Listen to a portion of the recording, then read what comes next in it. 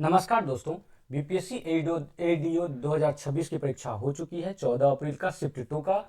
इसमें हम लेकर के आए हैं पूरे प्रश्न का एनालिसिस। और यह प्रश्न जो है ये रिपीट होने की भी चांसेज हैं। बीपीएससी लगातार रिपीट करता रहा है। तो अब हमारे अंत तक बने रहें इस वीडियो में। मैं सभी प्रश्नों का एक एक करके आंसर आपको एनालिसिस करके बताऊंगा।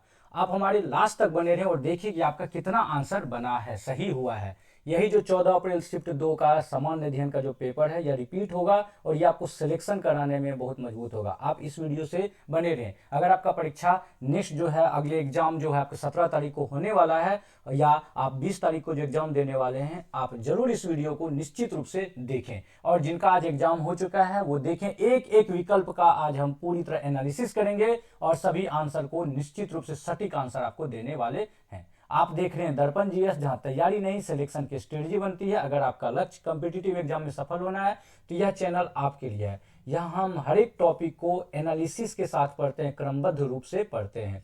अगर आप हमारे चैनल पर नए हैं तो लाइक और सब्सक्राइब कर दीजिए और अपने दोस्तों के साथ शेयर भी करिए।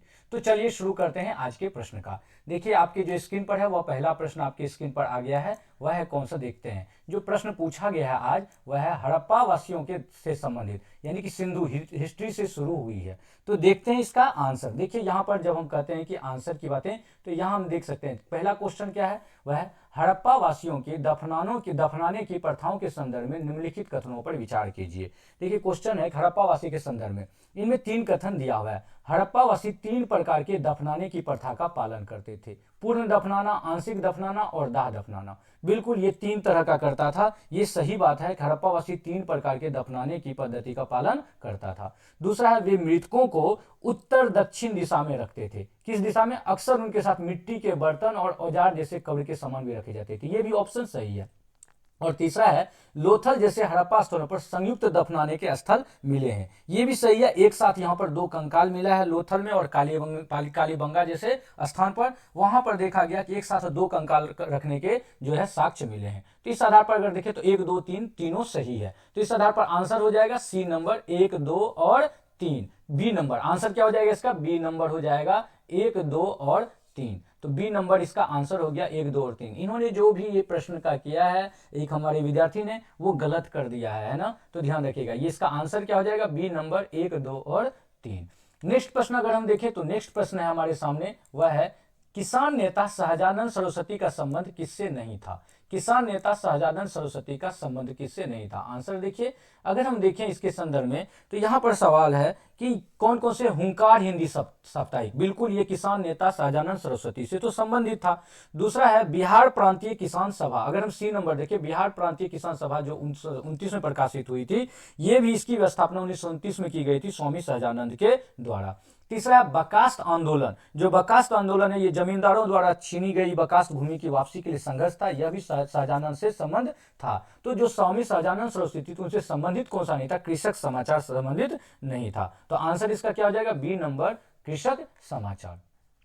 नेक्स्ट प्रश्न अगर हम देखें तो वह है निम्नलिखित कथनों पर विचार कीजिए। देखिए हमारे सामने 2 कथन दी हुई है, इन कथनों पर विचार करने की बातें करता है। तो क्या है ये 3 कथन, देखते हैं। कथन 1, जमींदारी एसोसिएशन जिसे लैंड होल्डर सोसाइटी के नाम से भी जाना जाता है, जमींदारी एसोसिएशन जिसे लैंड होल्डर सोसाइटी के नाम से भी जाना जाता है, की स्थापना 1838 में औपनिवेशिक भारत में जमींदारों के हितों की रक्षा के लिए की गई थी। अगर हम देखें क्या ये कथन सही है तो बिल्कुल ये कलकत्ता में की गई थी 1838 में, ठीक है ना, जमींदारों के हितों के लिए। तो ये कथन 1 क्या है? सही है। दूसरा है कथन 2, जमींदारी एसोसिएशन ने आम लोगों की समस्याओं के लिए आवाज उठाई और ग्रामीण आबादी को लाभ पहुंचाने वाले सुधारों की वकालत की। अब क्या करा? आम लोगों की समस्याओं के लिए आवाज उठाई। ये बातें जैसे ही होती है और ग्रामीण आबादी के लाभ पहुंचाने सुधारों की वकालत की, ये कथन क्या हो जाता है? गलत हो जाता है।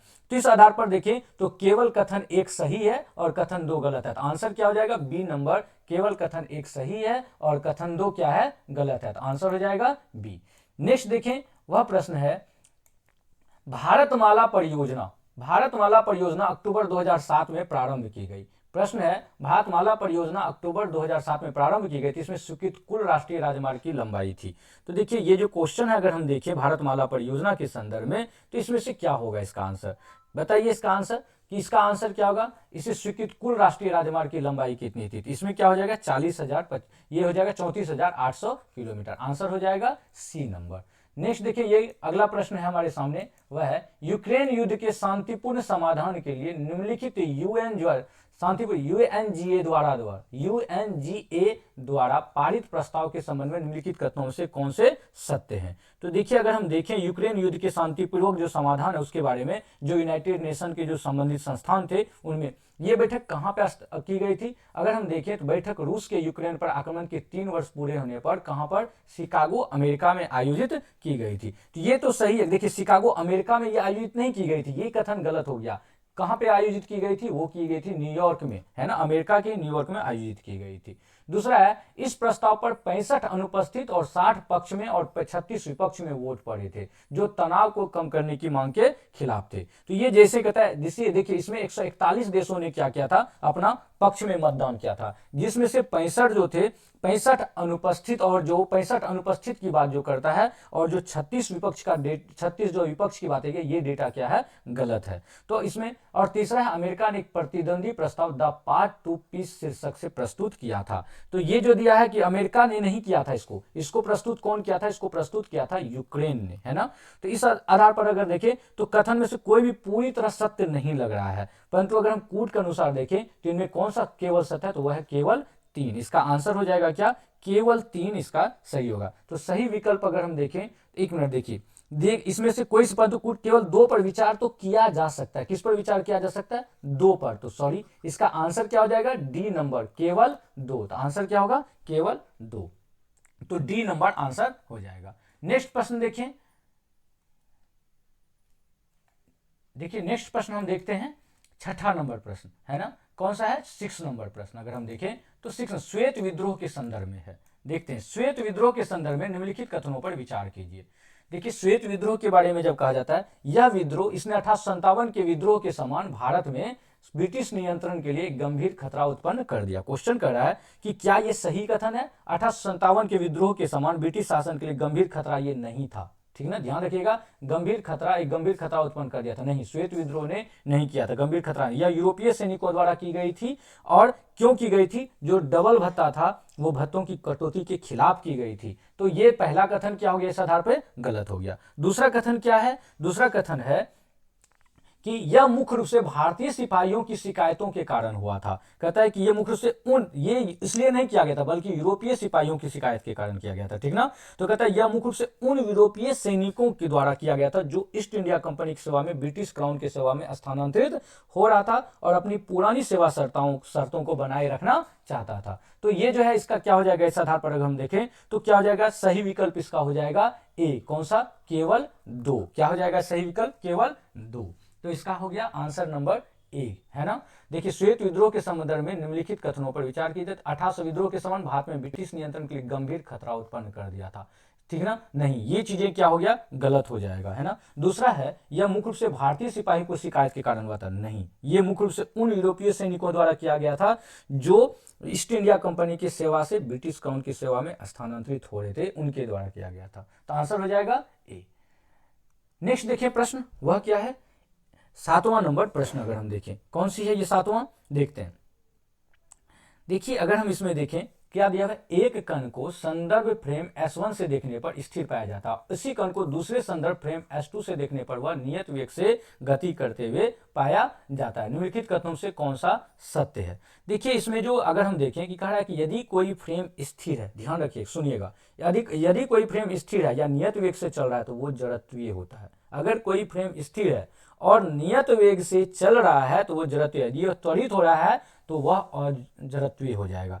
इस आधार पर अगर देखें तो यहाँ S1 क्या है, स्थिर है, और वहीं देखें S2 क्या हो रहा है, S2 नियत वेग से चल रहा है, S2 जो है नियत वेग से चल रहा है, तो इसलिए S2 भी कैसा हो जाएगा, जड़त्वीय फ्रेम हो जाएगा। तो सही विकल्प क्या हो जाएगा, S1 जड़त्वीय फ्रेम है। क्या हो जाएगा, यहाँ पर S1 तो स्थिर है, क्या हो जाएगा, S1 स्थिर है, और यहां देखें S1 और S2 दोनों तब क्या हो गया, जड़त्वीय फ्रेम में हो गई। ठीक ना, तो इसका आंसर क्या हो जाएगा, S1, बी नंबर हो जाएगा। S1 और S2 दोनों जड़त्वीय फ्रेम में। क्यों कि अगर कोई फ्रेम स्थिर है तो नियत वेग से चल रहा है, अगर कोई फ्रेम स्थिर है या नियत वेग से चल रहा है तो वो दोनों क्या होगा, जड़त्वीय होगा। इस आधार पर आंसर देखें तो क्या आ जाएगा, बी नंबर।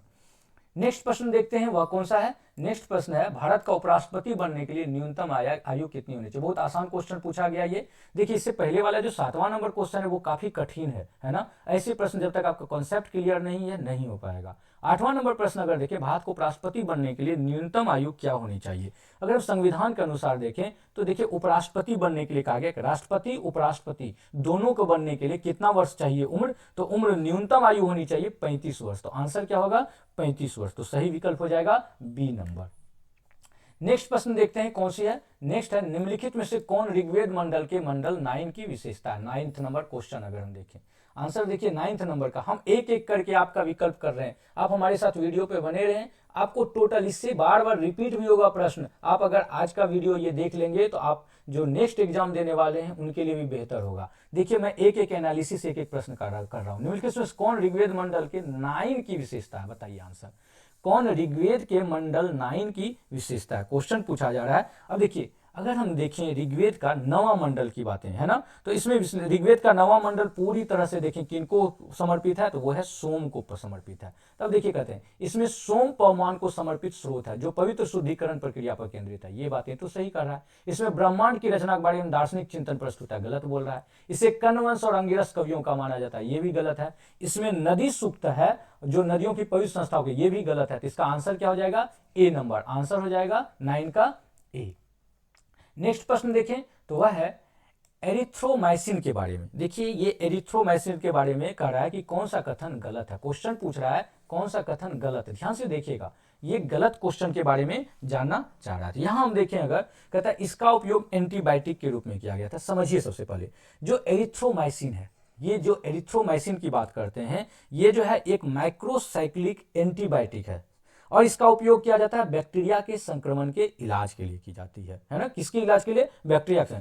तो इस आधार पर अगर हम देखें यह जो है ये किससे प्राप्त किया जाता है, तो ये सेचरोपेलिस्पेरा एथ्रिया के जो स्ट्रेन है उसी से प्राप्त किया जाता है। तो अब देखिए क्या गया है, इसका उपयोग एंटीबायोटिक के रूप में किया जा सकता है, ठीक है ना। इसका उपयोग किसके रूप में कर रहा है, गठन कौन सा गलत है, तो एंटीबायोटिक के रूप में तो इस्तेमाल किया ही जा सकता है। और ये सेचुरोपिलिया एट्रिया के जो उत्पादन है उसके द्वारा उत्पादित नहीं किया जा सकता है। देखिए यहाँ पर क्या है, ये कहता है कि उत्पादित नहीं किया जा सकता है, ये कथन भी क्या हो गया, गलत हो गया। उत्पादित तो किया जा सकता है। यह एक माइक्रोसाइक्लिक यौगिक है, ठीक ना। अगर हम माइक्रोसाइक्लिक होना सत्य है, ठीक है ना। देखिए ये क्वेश्चन जो है ये एक माइक्रोसाइक्लिक यौगिक है। ये चीजें अगर देखा तो ये माइक्रोसाइक्लिक होना तो ये तो सही है ना। और लेजियोनेलोसिस के लिए यह अच्छा असर करता है, ये कथन भी क्या है इसका सही है। तो आंसर क्या होगा इसका आंसर होगा यहाँ क्या करा बी नंबर। इसे सेचरोपोलिस्पेरा एथ्रिया के स्ट्रेन से किण्वन द्वारा उत्पादित नहीं किया जा सकता।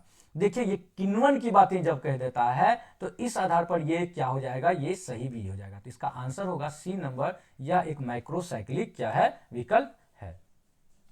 नेक्स्ट प्रश्न देखते हैं, वह है बहुत ही हार्ड क्वेश्चन था ये अभी जो हमने देखा। अगला क्वेश्चन देखते हैं वह कौन सा है।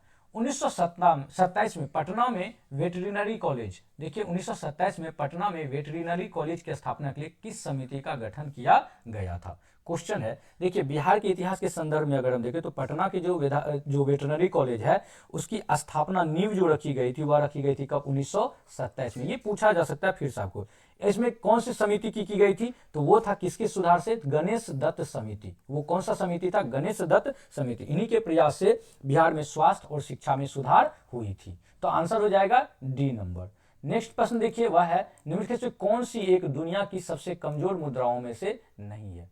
क्वेश्चन देखिए, निम्नलिखित में से कौन सी दुनिया की सबसे कमजोर मुद्राओं में से नहीं है। देखिए नहीं है क्या पूछ रहा है क्वेश्चन, नहीं है।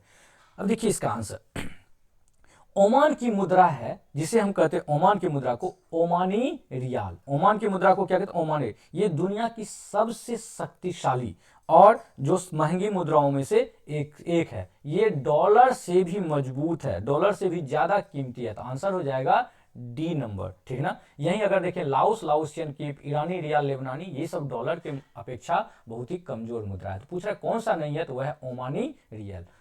ये देखिए कितना कठिन, अभी जो युद्ध चल रहा है उस आधार पर इन सब चीजों का क्वेश्चन का लिया गया है, जो अभी ईरान और यूएसए का, यानी कि बहुत करेंट से भी क्वेश्चन उठाया जा रहा है, ध्यान रखिएगा। अगला क्वेश्चन है, निम्नलिखित कौन सा पृथक्करण के नियम का सही प्रतिनिधित्व करता है। एक चीज और ध्यान रखिएगा, ये क्वेश्चन जो पूछा गया इस आधार पर आपको एक चीज ध्यान रखना है कि अभी आपको बहुत करंट जो युद्ध वगैरह हो रही है यूएसए और जो ईरान वगैरह के, इसके संदर्भ में आपको पूरी तैयारी करके रखना पड़ेगा।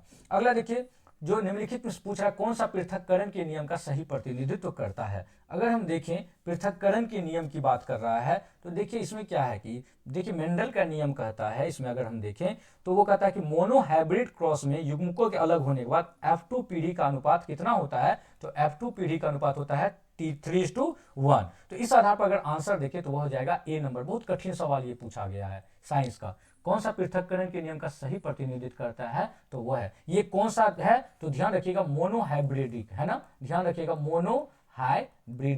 मोनोहाइब्रिडिक क्रॉस के युग्मकों के अलग होने के बाद, क्रॉस जो है उसके युग्मकों के अलग होने के बाद F2 पीढ़ी का अनुपात कर रहा है। कौन सा F2 पीढ़ी के बारे में ये पूछा गया है। इस आधार पर आंसर हो जाएगा सी नंबर, तो सॉरी ए नंबर 3:1।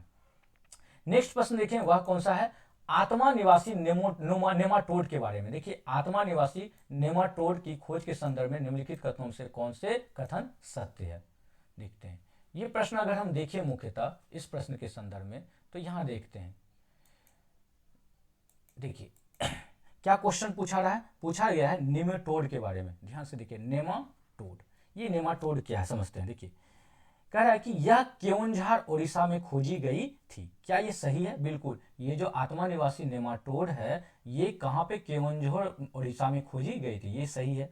दूसरा देखें, इसका नाम जो है वह कह रहा है कि प्राणी सर्वेक्षण संस्थान की निदेशक डॉक्टर मालती मुखर्जी के नाम पर रखा गया था, ये कथन गलत है, ठीक है ना। जूलॉजिकल सर्वे ऑफ इंडिया के जो पहले के निदेशक थे उनका नाम था डॉक्टर धृति बनर्जी। क्या नाम था? डॉक्टर धृति बनर्जी, डॉक्टर धृति बनर्जी, उनके नाम पर रखा गया था।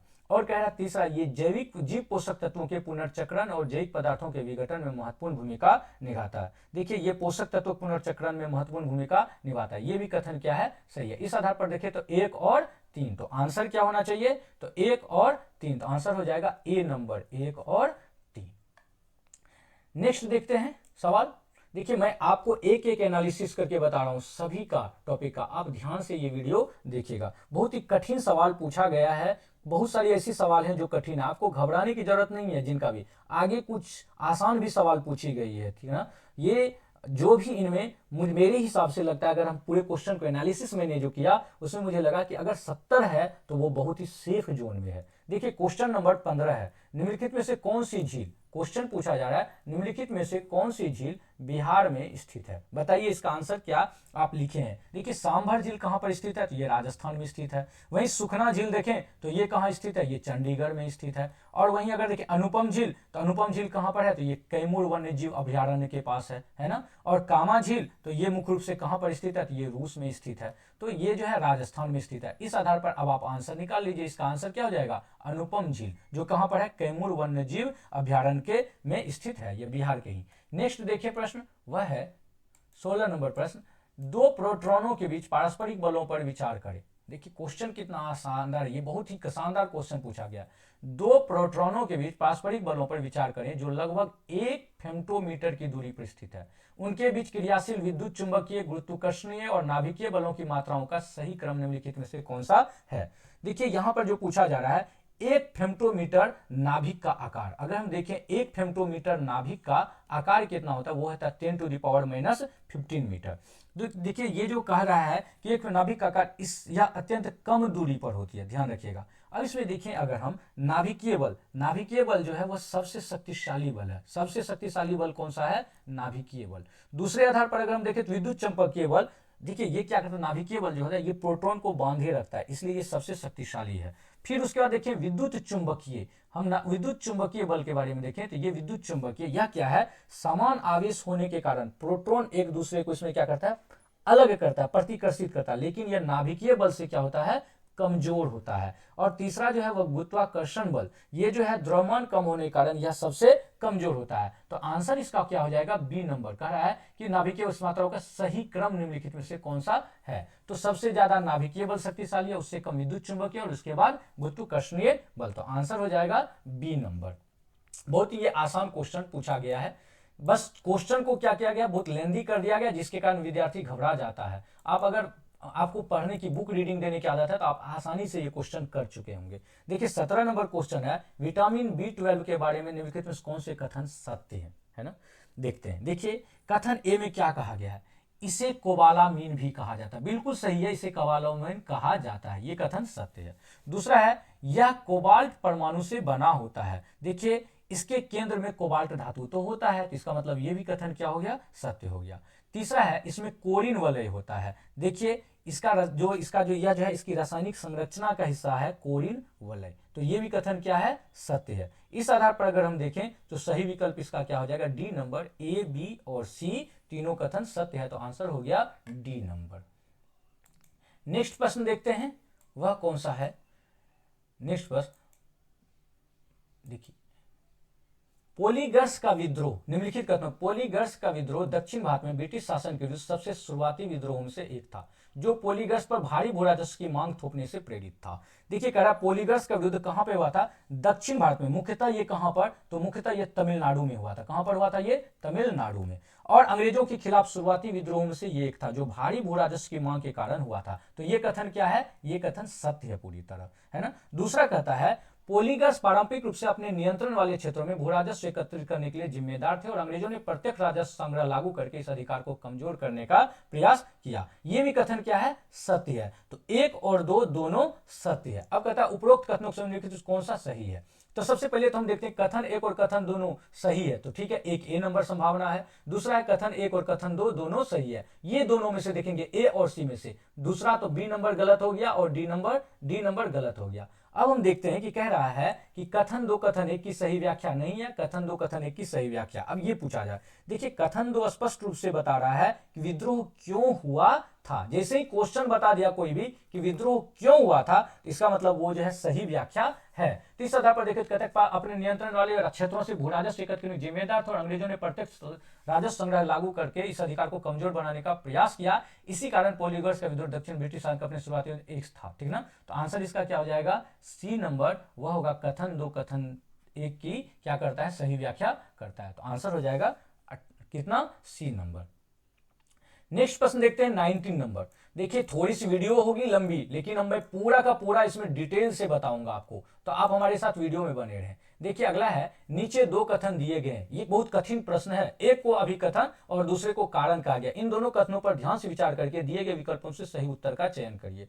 देखिए कथन एक है, चुंबक स्थितिकी और विद्युत स्थितिकी में गाउस का नियम क्रमशः इस प्रकार है। देखिए गॉस का नियम जब कहता है, क्या कह रहा है कि ये जो B dot D S equal to 0 और E डॉट डी एस, ये बहुत कठिन प्रश्न है, ऐसे प्रश्न वही करे होंगे जो कि साइंस से काफी ज्यादा रिलेटेड होंगे। अगर हम देखें, कहता है कि गॉस का जो नियम है, किसका नाम नियम कहा जा रहा है, वो गॉस का नियम। अगर चुंबक स्थिति के ये जो चुंबक स्थिति ये सब्जेक्ट मैग्नेटोस्टैटिक्स, उसमें से पूछा गया, कहता है कि B dot D S equal to 0 और F dot D S equal to Q enclosed by sigma 0 I, तो ये क्या, ये कथन सही है, तो बिल्कुल ये कथन क्या है, सही है। दूसरा है, कहता है कारण चुंबकीय एक ध्रुव अस्तित्व में नहीं होते, ये भी बात सही है कि चुंबकीय एक ध्रुव अस्तित्व में नहीं होते, जबकि वैद्युत एक ध्रुव अस्तित्व में होते हैं, ये बात भी सही है। तो इस आधार पर देखें तो ये भी कथन क्या हो गया, सही हो गया। अब कह रहा है कि क्या कथन जो है ए और आर दोनों सत्य है, क्या ए जो है वो सही स्पष्टीकरण है आर का। तो देखिए चुंबकीय गॉस का नियम का मान 0 इसलिए होता है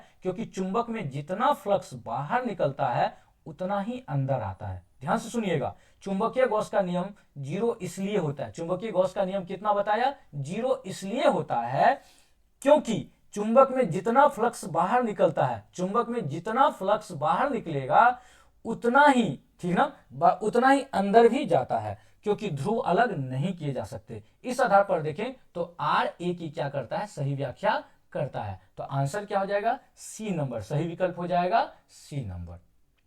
तो आप हमारे चैनल पर अगर नए हैं तो लाइक और सब्सक्राइब करिए, हमारे साथ बने रहिए लगातार, मैं आपको टोटल प्रश्न का जो है आपको एनालिसिस करके बताने वाला हूं, तो आप हमारे साथ पूरी तरह से बने रहें, है ना। नेक्स्ट देखते हैं प्रश्न, अगला देखिए जो प्रश्न है 20 नंबर, वह क्या है देखते हैं, संविधान का कौन सा अनुच्छेद यह प्रावधान करता है कि किसी भी अपराध के आरोपी व्यक्ति को स्वयं के विरुद्ध गवाह बनने के लिए बाध्य नहीं किया जा सकता। बहुत आसान क्वेश्चन ये पूछा गया है। ये देखिए आत्मदोषण के विरुद्ध अधिकार से कहा जाता है, ठीक ना। ये अगर देखें इसमें तो ये खंड किससे है, अनुच्छेद के 20 से है। अनुच्छेद 20 में भी कौन से क्लॉज से, 3 से है। ये उल्लेख करता है किसी भी आरोपी को खुद के खिलाफ गवाही देने के लिए मजबूर नहीं किया जा सकता। अनुच्छेद 21 किससे संबंधित है, तो यह है जीवन और व्यक्तिगत स्वतंत्रता से। ध्यान रखिएगा, जीवन और व्यक्तिगत स्वतंत्रता से संबंधित है। और वहीं अनुच्छेद 22 अगर देखें तो अनुच्छेद 22 है कुछ मामलों में गिरफ्तारी से, है ना, कुछ मामलों में गिरफ्तारी जो है और हिरासत से संरक्षण की बातें करता है। और अनुच्छेद 23 किस चीज की बात करता है, मानव तस्करी और जो मानव तस्करी की बात और जबरन श्रम पर बात करता है, मानव तस्करी से संबंधित। तो इसका आंसर हो जाएगा ए नंबर 20 का। नेक्स्ट प्रश्न है 21 नंबर प्रश्न। देखिए क्या है 21 नंबर प्रश्न, बहुत ही शानदार ये प्रश्न है 21 नंबर। ये उन्हीं का बना होगा जिनका कि पूरी तरह से कहें कि कॉन्सेप्ट क्लियर है, अच्छे से इन्होंने पढ़ा होगा जो ज्योग्राफी। देखते हैं, हिस्ट्री देखते हैं क्वेश्चन क्या है। त्रिलोचन पाल के संदर्भ में, देखिए ये त्रिलोचन पाल, इनके संदर्भ में निम्नलिखित कौन से कथन सही है। एक चीज समझ लीजिए, त्रिलोचन पाल जो थे ये थे कौन, ये गुर्जर प्रतिहार वंश के अंतिम शासक थे। ये ध्यान रखिएगा, कौन से वंश के थे ये, गुर्जर प्रतिहार वंश के। मैंने पिछले प्रश्न में मैंने जो वीडियो बताया उसमें बताया है इसके बारे में, गुर्जर प्रतिहार वंश के अंतिम शासक थे। अब इसमें देखिए क्वेश्चन क्या करा, ताम्र अभिलेखों में इन्हें महामंडलेश्वर की उपाधि दी गई है। क्या ये कथन सत्य है? बिल्कुल, ताम्रपत्र अभिलेख जो है मिला है उसमें इन्हें महामंडलेश्वर की उपाधि दी गई है, तो ये कथन सत्य है। दूसरा कथन कहता है उनके अभिलेखों में एक ब्राह्मण को एक लकड़हारा, ठीक ना, ध्यान से सुनिएगा, ब्राह्मणों को दान दिए जाए, एक लहरा गांव दान में दिए जाने का उल्लेख है। ये भी कथन उसमें ताम्रपत्र अभिलेख में लिखी गई है, उनके अभिलेख में। तीसरा, उनके वंश की पौराणिक उत्पत्ति चुलुका नामक एक बर्तन से मानी जाती है। देखिए ये जो माना जाता है चुलुका क्या है, चुलुका है जो कि कहा जाता है कि ब्रह्मा के कमंडल या बर्तन, चुलुका कहा गया ब्रह्मा के कमंडल, जो कमंडल जिसे हम बर्तन कहते हैं जिसमें दूध वगैरह लाते हैं उससे, तो कहा कि उनके वंश की पौराणिक उत्पत्ति जो चुलुक से मानी जाती है। और ये जो सही है ये क्या है कि इसमें ये बातें मानी हुई गई थी, चालुक और कुछ राजपूत वंशों के लिए भी ये मान्यता प्रचलित है कि उनके वंश की पौराणिक उत्पत्ति चुलुका नामक एक बर्तन से मानी गई है। तीसरा आधार पर तीसरा भी कथन सही है, तो आंसर हो जाएगा डी नंबर 1, 2 और 3। अगला प्रश्न देखते हैं, नेक्स्ट प्रश्न। नेक्स्ट प्रश्न कौन सा है वह देखते हैं।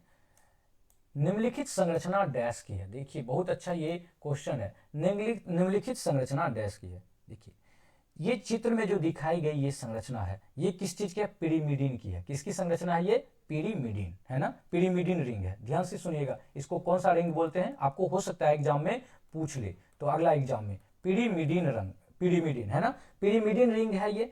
इसमें दो कीट समूह है, दो कीट समूह C=0 है। इसमें देखिए अगर हम देखें कह रहा है कि यूरेसिल, सही उत्तर इसका आंसर होगा यूरेसिल। क्यों, यह आरएनए में पाया जाता है और इसकी संरचना दी गई इमेज से क्या होता है, मेल खाता है। वहीं देखिए इसमें एक अमाइन, जो इसमें साइटेसिन जो है, साइटेसिन क्या है, ये एक अमाइन समूह है। साइटेसिन क्या है, ये ध्यान रखिएगा, अमाइन समूह है। वहीं देखिए एडेनिन, ये जो है ये एक प्यूरिन है। एडेनिन क्या होता है, एक प्यूरिन है ना, एडेनिन एक प्यूरिन है। और वही थाइमिन जो है ये मिथाइल समूह का है, जिसे कहते हैं CH3 समूह का। तो ये जो इसका आंसर होगा क्या हो जाएगा, यूरेसिल। आंसर हो जाएगा ए नंबर यूरेसिल। नेक्स्ट प्रश्न है 23 नंबर। दीपंकर सृजनाना किससे जुड़े बौद्ध विद्वान थे।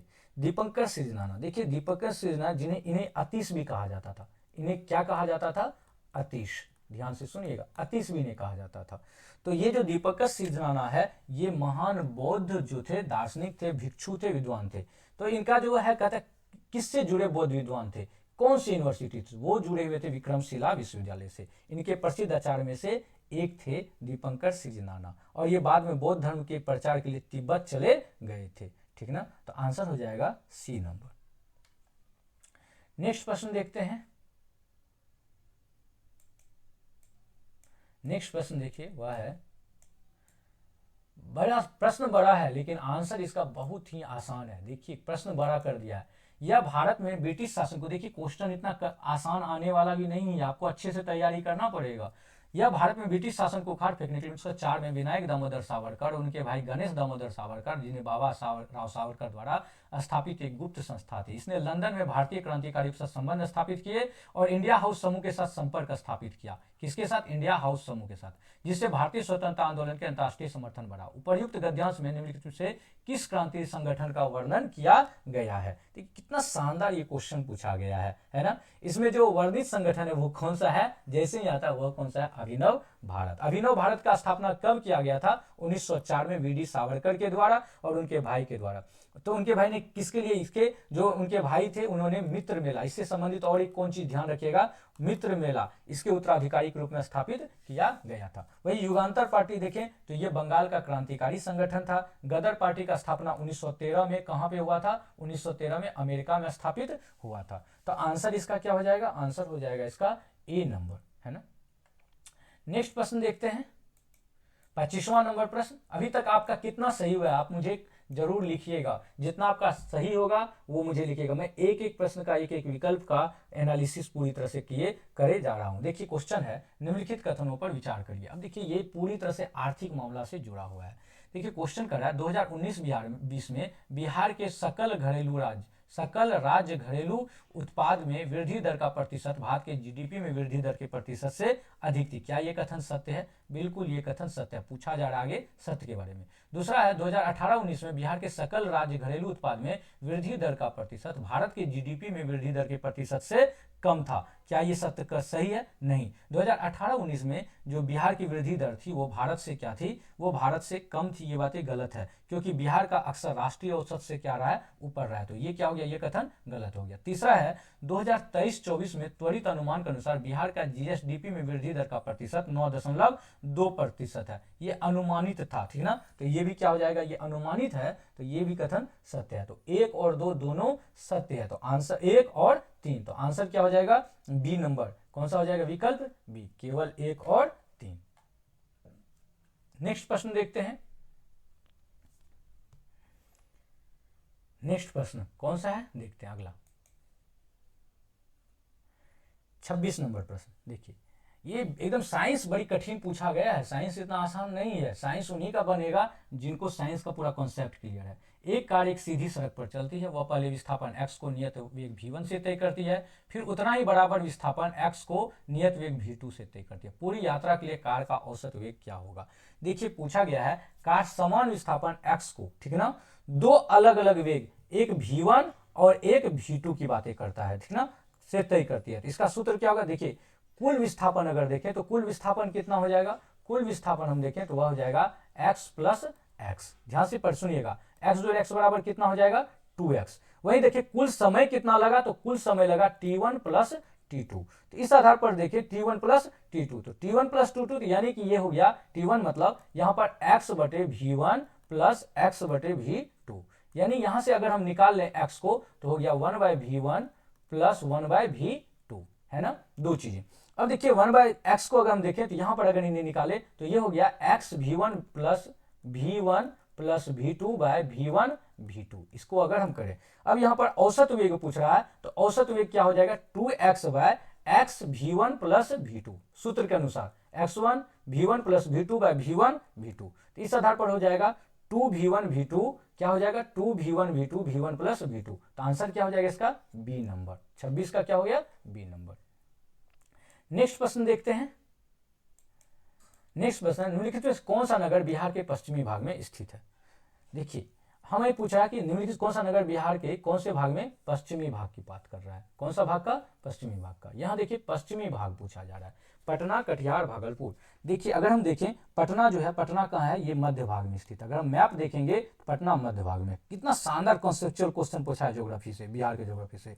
कटिहार कहाँ है? तो कटिहार सुदूर पूर्वी भाग है ना। सबसे ज्यादा पूर्वी तो किशनगंज है और सुदूर पूर्वी भाग में कटिहार है। वही भागलपुर देखें तो ये बिहार के पूर्वी भाग में स्थित है। और कैमूर है, ये क्या है? कैमूर जो है ये पश्चिमी भाग में स्थित है। तो आंसर क्या हो जाएगा? ये बिहार के सबसे पश्चिमी जिलों में से जो उत्तर प्रदेश के सीमा से लगा हुआ है। तो इसका आंसर क्या हो जाएगा? D number. इसलिए आप बिहार का जो मैप है उसको बेहतर करके जाइए, बिहार के मैप को अच्छे से पढ़ के जाइए, अच्छे से स्टडी कर लीजिए बिहार के मैप को। देखिए नेक्स्ट क्वेश्चन है 28 नंबर का, वह है एक प्रत्यावर्ती धारा। क्वेश्चन साइंस का बड़ा शानदार ट्रिकी क्वेश्चन पूछा है। एक प्रत्यावर्ती धारा एसी परिपथ में धारा और वोल्टता के बीच को फेज संबंध परिपथ के अवयवों पर निर्भर करता है। तो कॉलम 1 की प्रविष्टियों का कॉलम 2 में दिए गए उपयुक्त संदर्भों में मिलान करें। देखिए प्रश्न कितना शानदार ये पूछा गया है। हम देखें अगर शुद्ध प्रतिरोध, जब यहाँ पे शुद्ध प्रतिरोध की बात करता है तो ये धारा और वोल्टता समान फेज में होता है, तो धारा और वोल्टता समान फेज होती है, इसका क्या हो जाएगा क्यू नंबर। वही देखिए कहता है शुद्ध धारिता, शुद्ध धारिता क्या है, तो ये धारा वोल्टता से 90 डिग्री, देखिए शुद्ध वोल्टता क्या है, धारा वोल्टता से 90 डिग्री आगे रहती है, तो इसका हो गया पी नंबर। वही कह रहा है शुद्ध प्रेरक तत्व, शुद्ध प्रेरक तत्व जो है ये क्या कहता है कि ये धारा वोल्टता से 90 डिग्री पीछे रहती है, तो क्या हो जाएगा इसका एस। और वहीं आरएलसी श्रेणी की बात करता है, तो आरएलसी श्रेणी जो धारा और वोल्टता के समान फेज में भी हो भी सकता है और नहीं भी हो सकता है। तो अब इस आधार पर अगर हम करें तो देखिए क्या हो जाएगा, इसका क्या दिया हुआ है यहाँ पर, पहला का क्यू, पहला का कौन सा है क्यू, ये दोनों में है, तो इसका मतलब बी और सी तो हुआ ही नहीं। दूसरा कह रहा है दूसरा का जो है वो क्या हो जाएगा पी, देखिए दूसरा का पी यानी कि मुझे पहले में ही मिल रहा है, तो आंसर क्या हो जाएगा इसका ए नंबर, बिल्कुल एकदम यहीं से मिल गया हमें आंसर, ज्यादा हमें पढ़ने की जरूरत भी नहीं पड़ेगी। 28 नंबर। नेक्स्ट प्रश्न देखिए, अगर आपका कॉन्सेप्ट क्लियर नहीं है तो फिर करना बहुत कठिन है ना, क्वेश्चन बहुत कठिन आ रहा है, आपको अच्छे से तैयारी करके जाना होगा एग्जाम हॉल में, है ना, ऊपर ऊपर पढ़ने से कुछ होने वाला नहीं है। नेक्स्ट क्वेश्चन है, सत्य शोधक समाज के संदर्भ में निम्नलिखित कथनों पर विचार कीजिए। इसका मुख्य उद्देश्य ब्राह्मणवादी प्रभुत्व को चुनौती देना और निचली जातियों के लिए समानता को बढ़ावा देना था। देखिए सत्यशोधक समाज जो है ये समानता लोग पढ़ा देता है, सत्यशोधक समाज की स्थापना किसने किया था। अब बीपीएससी डीपली जा रहा है, देखिए क्वेश्चन पूछा रहा है, इसका मुख्य उद्देश्य क्या था, ब्राह्मणवादी प्रभुत्व को चुनौती देना, ठीक है ना, मुख्य उद्देश्य क्या था, ब्राह्मण पर चुनौती देना, निचली जातियों के लिए समानता को बढ़ावा देना, ये कथन तो बिल्कुल सही है। अब दूसरा कथन क्या कर रहा है, इसने महिलाओं और निचली जातियों के लिए सार्वभौमिक शिक्षा की दिशा में काम किया, क्या ये कथन सत्य है, बिल्कुल, महिलाओं के लिए भी और निचली जातियों के लिए, ये भी कथन क्या है सत्य है।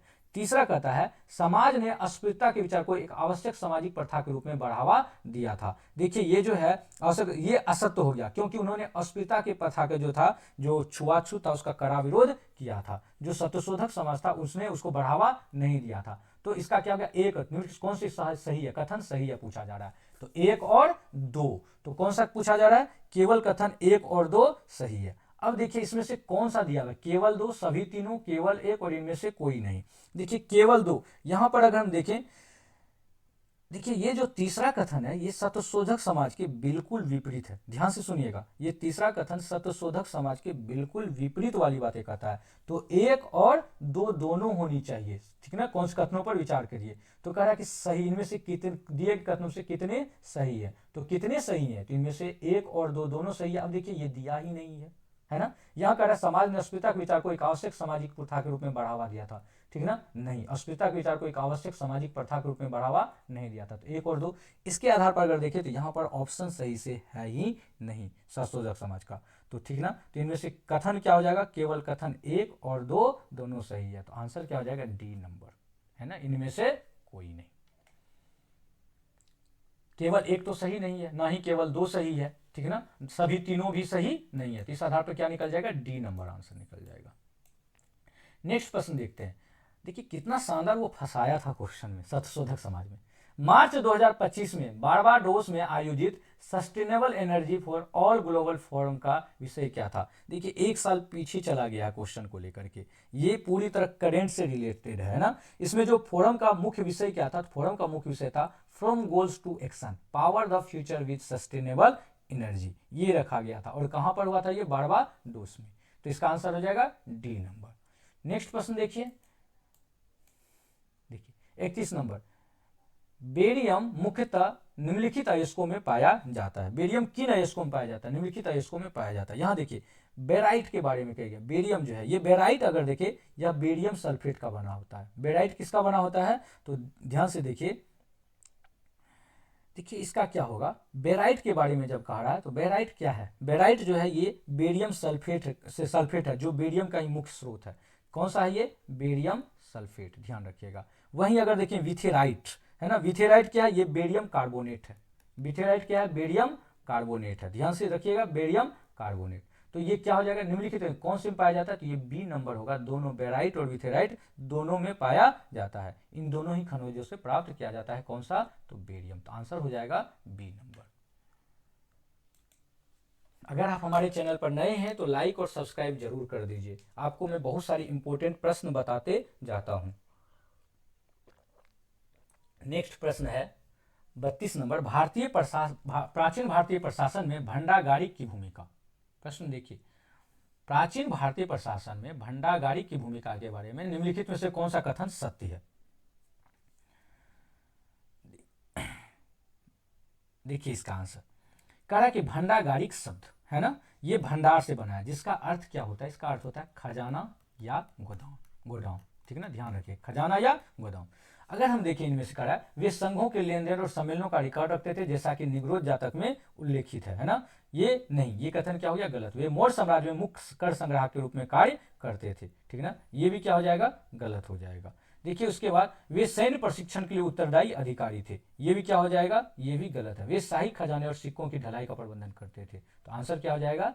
डी नंबर, वे शाही खजाना। आंसर हो गया डी नंबर इसका। नेक्स्ट प्रश्न देखते हैं, संविधान का कौन सा अनुच्छेद यह प्रावधान करता है कि सर्वोच्च न्यायालय ने प्रत्येक उच्च न्यायालय में सभी कार्यवाही अंग्रेजी भाषा में होगी? ये कौन से अनुच्छेद में ये उल्लेख है? तो देखिए इसका आंसर होगा ए नंबर, अनुच्छेद 348। अनुच्छेद 348 कहता है कि जब तक संसद कानून बनाकर या अन्यथा प्रावधान न कर दे, तब तक उच्चतम न्यायालय और उच्च न्यायालयों की भाषा क्या होगी? अंग्रेजी होगी। वही अनुच्छेद 345 कहता है कि यह राज्यों की राजभाषा की बात करता है। किसके? राज्यों की राजभाषा के से संबंधित है। और अनुच्छेद 350 जो है, यह जो है व्यथा निवारण के लिए अभ्यावेदन में उपयोग की जाने वाली भाषा से संबंधित है, तो आंसर हो जाएगा इसका ए नंबर। नेक्स्ट प्रश्न है 34 नंबर, 2024-25 के बजट अनुमान के अनुसार 2024-25 के बजट अनुमान के अनुसार बिहार का सकल राजकोषीय घाटा का प्रतिशत इसके जीएसडीपी का था। देखिए ये जो क्वेश्चन पूछा गया, ये काफी एकदम करेंट से ये पूछा गया है। देखिए अगर हम देखें, कहता है कि बिहार बजट, उसके अंदर राज्य का राजकोषीय घाटा कितना था? राज्य का राजकोषीय घाटा था 2.98%। कितना था? 2.98%। लगभग कह सकते हैं ये कितना प्रतिशत? 3%। तो आंसर क्या हो जाएगा? सी नंबर, है ना। ये एफआरबीएम एक्ट की सीमा के भीतर रहने का प्रयास किया गया है, तो आंसर हो जाएगा सी। नेक्स्ट प्रश्न देखते हैं, वह है, आपको बहुत अच्छे से, अगर बीपीएससी का तैयारी कर रहे हैं तो आपको बिहार का जो इकोनॉमी सर्वे आती है वो आपको पढ़ना पड़ेगा, है ना। आर्थिक सर्वेक्षण और बजट को अच्छे से पढ़ना पड़ेगा। अगला है 35 में, बिहार के भौगोलिक क्षेत्र का लगभग कितने प्रतिशत भाग वन क्षेत्र के अंतर्गत आता है? देखिए अगर हम बिहार के भौगोलिक क्षेत्र, ये जो दिया गया है ISFR 2021 के अनुसार, बिहार का कुल वन आवरण प्रतिशत है वो है 7.84%। कितना है? 7.84। इस आधार पर देखें तो सबसे निकटतम कौन सा? ए नंबर, तो वो ए हो जाएगा। ये कितना? तो वन क्षेत्र कितना है? 7%। नेक्स्ट प्रश्न देखते हैं, एमएसएमई अधिनियम के अनुसार, एमएसएमई अधिनियम के अनुसार लघु उद्योग की नवीनतम परिभाषा आधारित है। देखिए जो छोटे और लघु उद्योग हैं उनके अनुसार नवीनतम परिभाषा क्या है? 1 जुलाई 2020 से लागू की गई है। कब? विनिर्माण और सेवा क्षेत्र के बीच का अंतर समाप्त कर दिया गया। नई परिभाषा में क्या किया गया है? निवेश को जोड़ा गया है और वार्षिक टर्नओवर उत्पादन दोनों पर आधारित है। किस पर? वार्षिक टर्नओवर और निवेश दोनों पर ये आधारित है। इस आधार पर आंसर क्या हो जाएगा? वो हो जाएगा डी नंबर। क्या हो जाएगा? डी। तो आंसर हो गया इसका डी नंबर। सभी क्षेत्रों में विनियोग और वार्षिक उत्पादन से ये संबंधित है। लघु उद्योग जो है वो क्या है? 10 करोड़ तक होती है और टर्नओवर कितना होना चाहिए उसका? 50 करोड़ तक का, है ना। तो इस आधार पर हो जाती है कितना? वो डी नंबर। नेक्स्ट प्रश्न है 37 नंबर, नीचे दिए गए कथन दिए गए, एक को अभिकथन ए और दूसरे को कारण आर कहा गया है। इन दोनों कथनों पर ध्यान से विचार करके दिए गए विकल्पों से सही उत्तर का चयन करिए। देखिए अभिकथन ए क्या कहता है? 2021 से 15 नवंबर को जनजातीय गौरव दिवस, कितना? जनजातीय गौरव दिवस, ताकि भारतीय स्वतंत्रता संग्राम में आदिवासी समुदाय के योगदान को सम्मानित किया जा सके। क्या यह कथन सही है? बिल्कुल ये कथन सही है। कारण कहता है यह दिवस तिलका मांझी की जयंती की चिन्हित करने के लिए मनाया जाता है। ये कथन क्या सही है? नहीं, ये कथन क्या है? गलत है। तो इस आधार पर देखें तो ए सही है और आर गलत है, तो आंसर हो जाएगा बी नंबर। अगला प्रश्न चलते हैं 38 नंबर, एक आदर्श गैस को पीवी आरेख में दर्शाए गए अनुसार एबीसीए बंद वक्र में ले जाया जाता है। देखिए क्वेश्चन दिया है एक आदर्श गैस को, क्वेश्चन देखते हैं समझते हैं। देखिए दिया है एक आदर्श गैस को पीवी आरेख में दर्शाए अनुसार एबीसीए बंद वक्र में लाया जाता है। बिंदुओं के निर्देशांक है एवीपी, बहुत ही ये कठिन सवाल एक पूछ लिया गया। एवीपी, वीबी, 3V, 4P, C3VP एक पूर्ण चक्र के दौरान किया गया कार्य वर्ग कितना होगा? देखिए ए कितना दिया है? एवीपी दिया हुआ है। वहीं बी कितना है? 3V, 4P और सी दिया है 3VP। देखिए इसे एक प्रेशर और वॉल्यूम के आधार पर दर्शाया गया है। इस आधार पर अगर हम देखें इसमें, तो देखिए ये क्वेश्चन को अगर हम देखें इसमें तो किस तरह से ये बनाया गया है, इसका आंसर बताइए क्या होगा। इसका आंसर हो जाएगा 3Vp। क्या हो जाएगा इसका आंसर? 3Vp। एक मिनट, आंसर देखिए कैसे ये निकलता है। ये देखिए क्या है, ये त्रिभुज का आधार क्या है, त्रिभुज का आधार अगर हम देखें तो क्या हो जाएगा 3V माइनस V बराबर 2V। और त्रिभुज का हाइट कितना हो जाएगा, त्रिभुज का हाइट हो जाएगा 4P minus 4P minus P, 4P minus P बराबर 3P, है ना। अब देखिए वर्क क्या कहता है, वर्क बराबर होता है 1/2 इंटू क्या हो जाएगा 2V इंटू 3P। इस आधार पर अगर देखिए 2 कट गया तो क्या हो गया 3PV। क्या हो जाएगा 3PV। तो आंसर क्या हो जाएगा इसका 3PV, बी नंबर। बहुत ही ये कठिन सवाल एक तरह से पूछा गया है। अगर आपका साइंस में आप कमजोर है तो फिर आप बहुत पिछड़ रहे हैं। साइंस को अब आपको बेहतर तैयारी करके जाना होगा, अच्छे से साइंस देख के जाइए जिनका भी अगला एग्जाम है। नेक्स्ट देखिए, निम्नलिखित सूची द्विपक्षीय सैन्य अभ्यास और सूची 2 को प्रदान कीजिए। देखिए इनमें से जो सैन्य अभ्यास के बारे में पूछा गया, देखिए वरुण नौसेना, वरुण नौसेना जो है ये भारत और फ्रांस के बीच हुए है, ठीक ना। किसके बीच? भारत और फ्रांस के बीच इन्होंने होने वाला अभ्यास है। वहीं धर्म गार्जियन जो है, धर्म गार्जियन किसके बीच हुआ है? भारत और जापान के बीच हुआ है। एक्वेरियन ये भारत में मालदीव के बीच हुआ है। एक्वेरियन किसके? भारत और मालदीव है। और साइक्लोन भारत और मिस्र के बीच। तो सीधा से इसका है सामने सामने है, तो ABCD। तो आंसर हो जाएगा ए नंबर। नेक्स्ट प्रश्न देखते हैं। 1917 में महात्मा गांधी ने एक आंदोलन का नेतृत्व किया जिसने भारतीय स्वतंत्रता आंदोलन की पहली बड़ी भागीदारी को चिन्हित किया। इस आंदोलन का उद्देश्य दमनकारी नीतियों के पीड़ित नील उत्पादकों की शिकायतों का समाधान करना था। अब देखिए कथन है, चंपारण सत्याग्रह भारत में गांधी का पहला बड़ा जन आंदोलन था। ये बीपीएससी का आदत रहा है, ये तो पूछेगा ही। चंपारण सत्याग्रह बहुत फेवरेट टॉपिक है बीपीएससी का।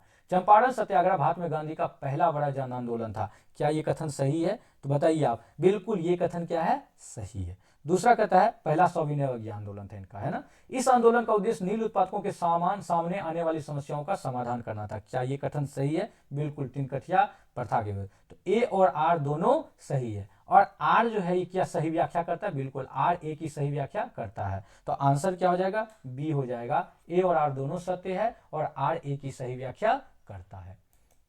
नेक्स्ट प्रश्न देखिए, भारतीय जनता पार्टी कितने वर्षों बाद दिल्ली में सत्ता में लौटी? देखिए ये बड़ी शानदार, ये ऐसा क्वेश्चन पूछ लिया। इस तरह का क्वेश्चन बीपीएससी की आदत रही है पूछने की। भारतीय जनता पार्टी कितने वर्षों बाद दिल्ली में सत्ता में लौटी? देखिए ये दिल्ली विधानसभा के संदर्भ में बीजेपी आखिरी बार कब जीता था? 1993-98 तक दिल्ली में सरकार चलाया था। कब तक? 1993 से 98 तक। उसका 15 साल कांग्रेस का सरकार रहा और फिर आम आदमी पार्टी की सरकार बनी।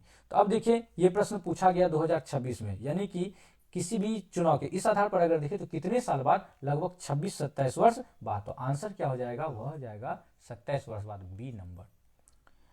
नेक्स्ट प्रश्न है, जोजिला दर्रा मध्य में पड़ता है। किसके मध्य में पड़ता है? अगर आप पढ़े होंगे बढ़िया से तो आपको याद होगा कि काराकोरम, लद्दाख, ये सब संदर्भ में। तो इसमें देखें जोजिला दर्रा महान हिमालय क्षेत्र में स्थित है। ये कहाँ है? श्रीनगर को, ध्यान से रखिएगा, श्रीनगर को लेह से जोड़ता है। श्रीनगर को किससे जोड़ता है? लेह से। तो ये जो है ये किसके बीच स्थित है? तो ये जो ये है कश्मीर घाटी और लद्दाख के बीच स्थित है। तो आंसर हो जाएगा सी नंबर, कश्मीर घाटी और लद्दाख। नेक्स्ट देखें 43 नंबर प्रश्न क्या है, देखते हैं 43 नंबर प्रश्न। नीचे दो कथन दिए गए हैं, एक को अभिकथन ए, दूसरे को कारण आर कहा गया। इन दोनों कथनों पर ध्यान से विचार कीजिए। भ्रष्टाचार जलवायु परिवर्तन कार्रवाई के लिए प्रमुख खतरा है। देखिए कह रहा कितना क्वेश्चन एकदम आसान सा ये पूछा गया है। देखिए क्वेश्चन पूछा गया है, समझते हैं। भ्रष्टाचार जलवायु कार्रवाई के लिए प्रमुख खतरा है। देखिए भ्रष्टाचार जलवायु प्रमुख खतरा, ये सत्य है कि गलत है? सही बात है, ये बातें भ्रष्टाचार तो है ही। यह उत्सर्जन में कमी और वैश्विक ताप के प्रभावों के अनुकूल में बाधा डालता है। क्या ये भी सत्य है? बिल्कुल ये भी सत्य है। तो ए और आर दोनों सही है। अब क्या सही स्पष्टीकरण है या नहीं, तो देखते हैं। ठीक है, कहता है कि यह उत्सर्जन में कमी और वैश्विक ताप के प्रभावों के अनुकूल में बाधा डालता है, इसी कारण भ्रष्टाचार जो है जलवायु कार्रवाई के लिए प्रमुख खतरा है। बिल्कुल कर रहा है स्पष्टीकरण। तो आंसर क्या हो जाएगा? C number. तो 43 का हो गया सी। नेक्स्ट प्रश्न देखते हैं 44 नंबर। 1919 में बिहार और उड़ीसा में प्रारंभिक शिक्षा अधिनियम लागू किया गया था, जिसमें किस आयु के बच्चों के लिए अनिवार्य शिक्षा पारित की गई थी। मैं ये बहुत ही अच्छे से बताया हूँ प्रश्न, है ना, ध्यान से देखिएगा, इस पर समझिएगा। ये 1919 में बिहार और उड़ीसा में प्रारंभिक शिक्षा, थोड़ी सी इससे रिलेटेड क्वेश्चन मैंने बताया है पिछले वीडियो में, किस आयु के बच्चों के लिए अनिवार्य शिक्षा पारित किया गया था। देखिए ये अगर देखें, इसमें क्या गया था, जो बिहार और उड़ीसा प्राथमिक शिक्षा अधिनियम 1919 आई थी, उसमें क्या गया था, 6 से 10 वर्ष के बच्चों के लिए जो अनिवार्य प्राथमिक शिक्षा का प्रावधान किया गया था। तो आंसर हो जाएगा सी नंबर, ठीक है, 44 का सी। नेक्स्ट प्रश्न देखते हैं, वह है अप्रैल 2020 में भारत सरकार द्वारा निम्न में से किसे भौगोलिक संकेत प्रदान किया गया था। देखिए किसे जीआई टैग प्रदान किया गया, तो वो सही होगा इसका मिथिला मखाना, है ना, कौन सा, मिथिला मखाना, इसको जीआई टैग दिया गया, वैश्विक पहचान मिले जिससे। नेक्स्ट प्रश्न 46 नंबर, ब्रिटिश काल के दौरान भारत में पहली बार स्थापित निम्नलिखित प्रकार के उद्योगों और मिलों को काल क्रमनुयिक क्रम में उपस्थित व्यवस्थित करें। पहली कपास मिल, पहली जूट मिल, पहली कागज मिल और पहला इस्पात संयंत्र। देखिए हम अगर देखें पहली कपास मिल, तो ये कब हुआ था, ये 1818 में, समझिएगा, इसे हम करते हैं 1818 में पहली कपास मिल। वहीं पहली जूट मिल अगर हम देखें तो वह कब किया गया था, 1855 में, कहाँ पर, रिसरा, पश्चिम बंगाल में। ये जो किया गया था ये भी पश्चिम बंगाल में ही, कोलकाता में जो फोर्ट ग्लोस्टर था वहां पर किया गया था। सफल मिल 1854 में हालांकि बनी थी बॉम्बे में। पहली कागज मिल कहाँ बनी थी, पहली कागज मिल जो था सेरामपुर में बना था बंगाल में, और कब बना था ये, 1812 में से 32 के बीच। और पहला इस्पात संयंत्र जो है वो टिस्को खोला गया था कब, 1907 में। अब कह रहा है सही उत्तर से कालक्रमनुय के रूप में। अब इस आधार पर अगर देखें तो सबसे पहले कौन सा हो जाएगा, कागज मिल, कागज मिल मतलब 3, सबसे पहले कौन सा हो जाएगा, क्रम में अगर देखें, देखिए सबसे पहले कौन सा हो जाएगा, 3, उसके बाद कौन सा हो जाएगा, 3 के बाद वो हो जाएगा 1, और उसके बाद 1 के बाद 2, और उसके बाद 4, 3 1 2 4। देखिए अब इसमें से यदि कपास को 1818 वाला मान ले, किसको मान ले, कपास को 1818 वाला मान लिया जाए, तो ये डी के करीब लग रहा है, किसके करीब लग रहा है ये, तो देखिए अगर हम इसमें देखें 3 1 2 4, 3 1 2 4, कागज मिल को अगर 1832 मान लें, तो ये देखिए 1812 पहली कागज मिल को मान लें, तो देखिए यहाँ पर पहली जूट मिल, तो पहला कौन सा इसमें आंसर होगा, सबसे पहले कालक्रमिक में 3 1 2 4। तो देखिए इसके आसपास कौन सा आंसर है, 1 3 2 4, सही विकल्प देखिए क्या हो जाएगा, 1 3 2 4, आंसर हो जाएगा ए नंबर। एक पहली कपास मिल 1818 मान लेते हैं, है ना, उसका पहली कागज मिल 1832, पहली जूट मिल जो है 1855, और पहला इस्पात संयंत्र जो है वो 1907। इस आधार पर क्या हो जाएगा, ए नंबर आंसर। नेक्स्ट प्रश्न देखते हैं, निम्नलिखित से कौन से राज्य के नीति निर्देशक सिद्धांतों में शामिल है। आंसर देखिए, कौन से राज्य के नीति निर्देशक सिद्धांतों में शामिल है, पुरुष और महिलाओं के लिए समान कार्य के लिए समान वेतन, बिल्कुल सही, काम करने का अधिकार, इसकी भी बात की गई है, बेरोजगारी की स्थिति, तो बिल्कुल इसकी भी बात की गई है। समझते हैं थोड़ी सी, देखिए पुरुष और महिलाओं के लिए समान कार्य, ये कौन सा अनुच्छेद में किया गया है, अनुच्छेद 39D में, ध्यान रखिएगा, अनुच्छेद 39D के अंतर्गत। काम करने का अधिकार अनुच्छेद 41 में बात की गई है, और बेरोजगारी की स्थिति में सार्वजनिक सहायता देने की बात की गई है, वो किस में की गई है, तो वो भी कही है अनुच्छेद 41 में। तो तीनों ही डीपीएसपी से, यानी कि जो राज्य के नीति निर्देशक तत्व भाग 4 है उससे संबंधित है। तो आंसर इसका क्या हो जाएगा, डी नंबर, आंसर हो जाएगा डी नंबर। नेक्स्ट प्रश्न देखते हैं 48 नंबर, 48 नंबर प्रश्न देखते हैं क्या है। देखिए निम्नलिखित लेंस या दर्पणों का उनके सही उपयोगों के साथ मिलान करिए। अवतल दर्पण, देखिए इसका उपयोग किसमें किया जाता है, अवतल दर्पण का उपयोग सेविंग में, किसमें किया जाता है अवतल दर्पण का उपयोग, सेविंग में, तो इसका हो गया एस नंबर। अवतल दर्पण का उपयोग सेविंग दर्पण में ग्रुप किया गया है, ठीक है ना। दूसरा देखिए, दूसरा क्या कहा जाता है, दूसरा है उत्तल दर्पण। उत्तल दर्पण का उपयोग किसमें किया जाता है, वाहनों को पीछे देखने में, किसको देखने में, वाहनों को पीछे देखने में।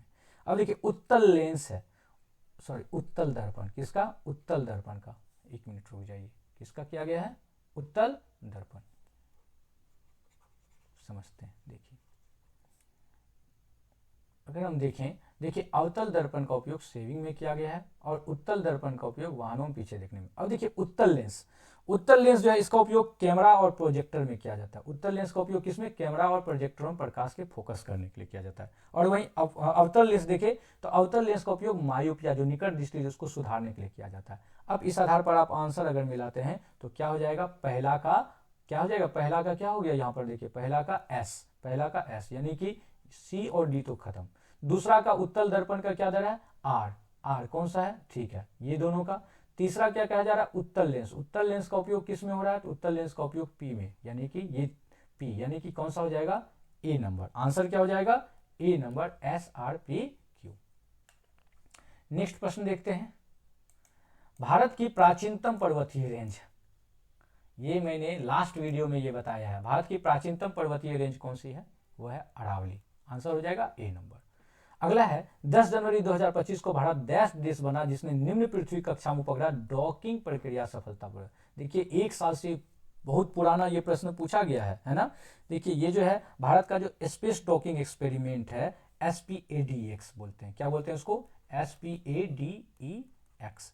ये जो है एक संबंधित, ये देखिए इसमें क्या किया गया, ये जो तकनीक है इसमें अंतरिक्ष में 2 उपग्रहों को जोड़ने में महारत हासिल करने की बातें की गई है। और ये दुनिया का कौन सा नंबर का देश बन गया है? चौथा देश बन गया है। इससे पहले कौन कौन था? तो वह है अमेरिका, रूस और चीन। ये 3 इनसे पहले था। चौथा देश बन गया है जो डॉकिंग प्रक्रिया सफलतापूर्वक पूरा किया है। नेक्स्ट प्रश्न देखते हैं। सुपर ग्लू किस मोनोमर का बहुलक है? क्या शानदार क्वेश्चन पूछा है। सुपर ग्लू किस मोनोमर का बहुलक है? देखिए सुपर ग्लू जो है मुख्य रूप से साइनो एक्रिलेट से बना होता है। किससे बना है? साइनो एक्रिलेट से। तो आंसर इसका क्या हो जाएगा? B number, cyanoacrylate. ठीक है ना। जो ये क्या होता है? ये नमी के संपर्क में आते ही तेजी से जो होता है पॉलीमराइज होकर मजबूत जोड़ बन जाता है। ठीक ना। तो सुपर ग्लू किससे है? Cyano acrylate. आंसर हो जाएगा बी नंबर। 52 नंबर क्वेश्चन, कर्पूर मंजरी नाटक के बारे में लिखित कौन सा कथन सही है? देखिए कर्पूर मंजरी के रचयिता कौन थे? कौन लिखा ये कर्पूर मंजरी? ये सबसे पहले ध्यान रखिएगा, राजशेखर। किसने लिखा है? राजशेखर ने। यह राजशेखर द्वारा अपनी पत्नी जो है अवंती सुंदरी को प्रसन्न करने के लिए सोरसेनी प्राकृत में लिखा गया था। बिल्कुल सही, ये प्राकृत भाषा है सोरसेनी, उसमें लिखा गया, तो ये कथन सही है। दूसरा कहता है तो इस आधार पर कहते हैं कि यह कालिदास की एक प्रसिद्ध रचना है। नहीं, गलत है। ये कालिदास की प्रसिद्ध रचना या भोज की रचना, यह भोज द्वारा अपनी प्रतिमा को, नहीं ये भी गलत है। तो सी और डी। इसकी रचना नागभट्ट द्वितीय शासनकाल में, नहीं ये भी गलत है। आंसर क्या हो जाएगा? ए नंबर, कर्पूर मंजरी ए। नेक्स्ट प्रश्न देखते हैं, वह है पंचायतों का अनुसूचित क्षेत्रों में विस्तार पेशा अधिनियम के बारे में निम्नलिखित में से कौन सा कथन सत्य है? पेशा अधिनियम, देखिए पेशा अधिनियम जो है 1996 में ये पारित किया गया था। कब किया गया था ये? 1996 में। बिल्कुल ये सही है। यह अनुसूचित 5वीं क्षेत्रों में ग्राम सभाओं को वैधानिक दर्जा प्रदान करता है। ये बातें भी ठीक है, ये 5वीं क्षेत्रों में ग्राम सभाओं को वैधानिक दर्जा प्रदान करता है। तो 1 और 2 दोनों सही है। तीसरा कहता है विकास परियोजनाओं के लिए, ठीक है ना। देखिए तीसरा है कि अधिनियमों की धारा 4(1) के अनुसार विकास परियोजनाओं के लिए किसी भी भूमि अधिग्रहण से पहले ग्राम सभा या पंचायत की सहमति आवश्यक है, अनिवार्य है। बिल्कुल ये कथन भी सही है। तो इस आधार पर हो जाएगा उपर्युक्त सभी। तो आंसर क्या हो जाएगा? डी नंबर, उपर्युक्त सभी।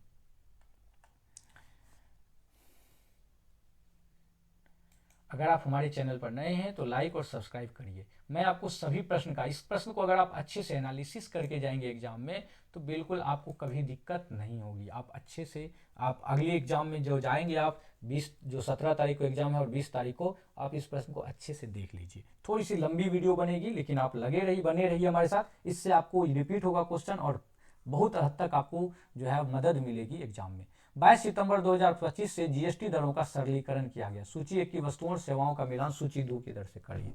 देखिए अभी जो जीएसटी के दर में किया गया है उनमें से अगर सही मिलान करने के लिए बोल रहा है। देखिए एक चीज, देखिए सामान्यतः जो लग्जरी वस्तु है ना, देखिएगा ये पूरी तरह जो है करेंट पर आधारित है।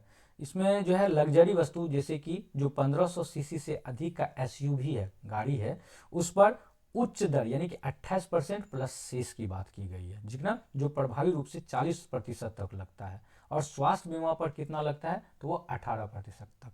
तो अब देखिए, अगर सही मिलान कहने के लिए बोल रहा है तो हम देखिए ए नंबर, तो बर्तन धोने की मशीन, बर्तन धोने की मशीन पर कितना लगता है, तो बर्तन धोने की मशीन पर 0, सही है ये। दूसरा है व्यापारिक योग और सीमाएं, इस पर कितना लगता है, तो इस पर लगभग 3.5 से 5%, 3.5% लगता है, यानी कि लगभग इसका क्या हो जाएगा, बी का वो हो जाएगा ये तीसरा 5%। और वहीं कहता है स्वास्थ्य बीमा पर प्रीमियम कितना लगता है, स्वास्थ्य बीमा पर जो प्रीमियम है वो 18%, और इसके अलावा 15 सीसी से अधिक वो 40%। अब इसका आंसर बताइए कौन सा होगा। देखिए ए का कौन सा हो गया, 4 नंबर, ए का 4, एक मिनट देखिए, ए का बर्तन धोने की मशीन अगर हम देखें तो बर्तन धोने की मशीन पर कितना लग रहा है, बर्तन धोने की मशीन कितना, बर्तन धोने की मशीन पर तो वो है 4, 0।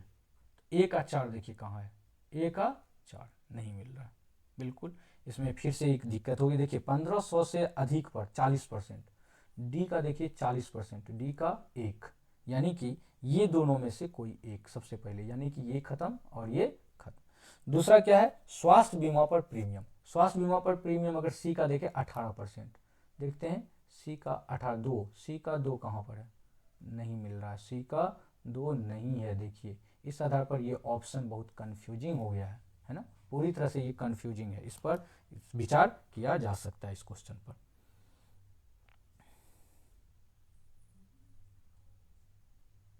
बी का देखिए, बी का 3 होगा, बी का 3, 5%, ठीक है, बी का 3 अगर देखें यहाँ भी बी का 3 है। उसके बाद है क्या, सी का, सी का क्या होना चाहिए, सी का यहाँ पर दिख रहा है 4, नहीं सी का 4 तो नहीं होगा, स्वास्थ्य बीमा पर प्रति प्रीमियम जो है 0% नहीं है ना, 18% है, तो ये भी ऑप्शन नहीं होगा, बिल्कुल सही।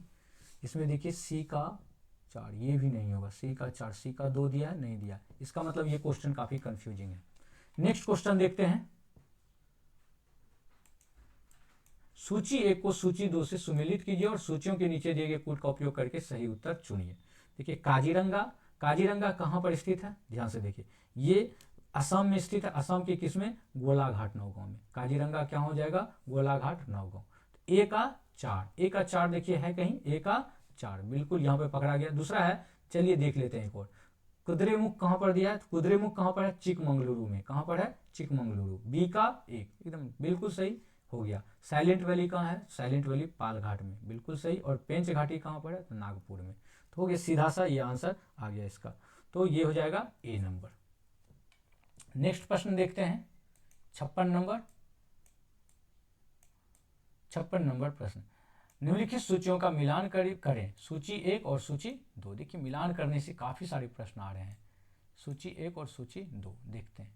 देखिए यहाँ पर दिया है रेमन मैग्सेसे पुरस्कार किन चीजों में दी जाती है, पूछा गया है किन चीजों में, रेमन मैग्सेसे पुरस्कार की बातें, ये किसे कहते हैं, एशिया का इसे नोबेल कहा जाता है, रेमन मैग्सेसे पुरस्कार को, ये एशिया में सर्वोच्च सम्मान के रूप में दिया जाता है। तो एक का क्या हो गया, सी, देखिए एक का सी है, बिल्कुल ये दोनों में से कोई होगा, पहले तो ये भी खत्म और ये भी खत्म। अब दूसरा कहता है पुलित्जर पुरस्कार, ये पत्रकारिता साहित्य और संगीत में दी जाती है, 2 का बी है, देखते हैं 2 का बी, बिल्कुल ये बी नंबर पकड़ा गया, 2 का बी, तो इसका आंसर क्या हो जाएगा 2। टेम्पल्टन पुरस्कार अगर हम देखें तो ये आध्यात्मिक और धार्मिक क्षेत्र में दी जाती है अनुसंधान के लिए, तो आध्यात्मिक और धार्मिक क्षेत्र में अनुसंधान के लिए दी जाती है। और वहीं ह्यूगो पुरस्कार देखें तो वो किसके लिए दी जाती है, तो वो विज्ञान कथा के लिए दी जाती है। देखिए ज्यादातर ये दोनों से आप पकड़ सकते हैं आंसर, जो ये दोनों रेमन मैग्सेसे है और पुलित्जर पुरस्कार है, इनसे आंसर पकड़ा जाता है, तो आंसर हो जाएगा बी नंबर।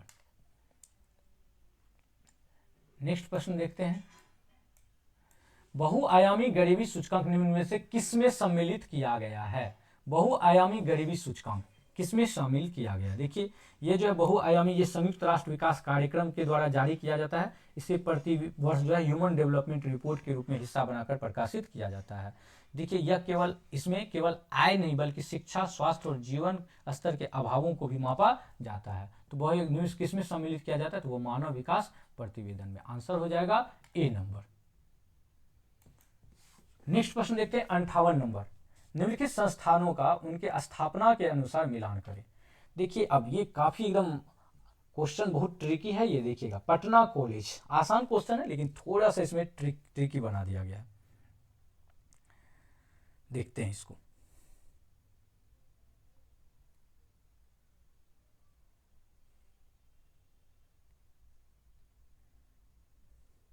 देखिए पटना कॉलेज की बात की गई, पटना कॉलेज सी का क्या हो जाए, देखिए एक का अगर हम देखें तो इसका क्या हो जाएगा, पटना कॉलेज का स्थापना कब किया गया है, पटना कॉलेज का स्थापना 1863 में, क्या हो जाएगा 1863।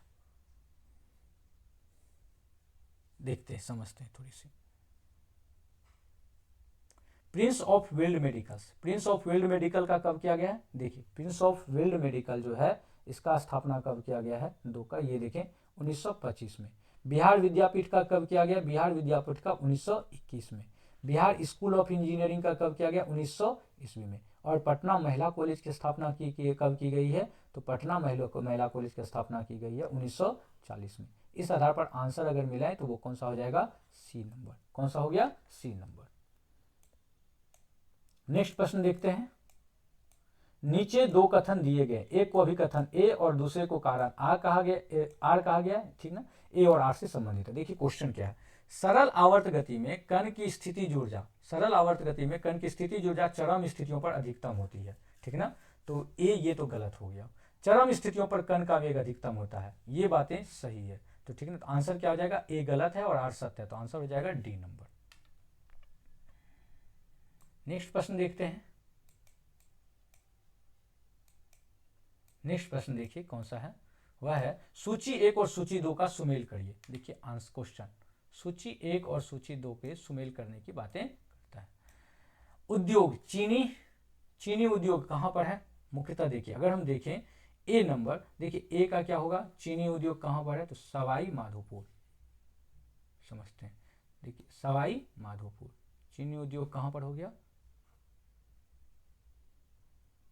समझ, चीनी उद्योग सवाई माधोपुर है ना, ए का हो गया, सॉरी एक मिनट, चीनी उद्योग अगर हम देखें तो चीनी उद्योग महरौली कहां पर होगा, महोली, चीनी उद्योग हो जाएगा महोली।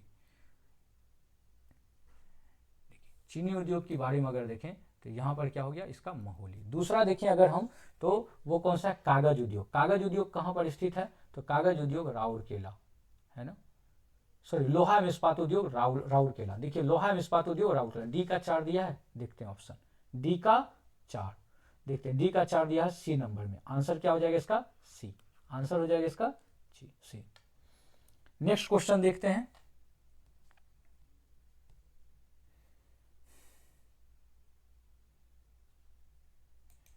हीमोग्लोबिन रक्त में ऑक्सीजन पहुंचता है और यह डैश युक्त यौगिक है, आंसर हीमोग्लोबिन रक्त में ऑक्सीजन पहुंचाता है और यह डैश युक्त है, ये कौन सा है, कौन सा यौगिक है, ये आयरन, आंसर हो जाएगा डी नंबर।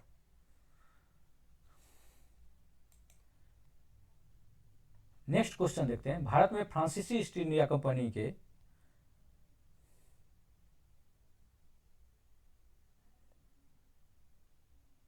देखिए भारत में फ्रांसीसी ईस्ट इंडिया गतिविधियों के संबंध में निम्नलिखित कथनों पर विचार करिए।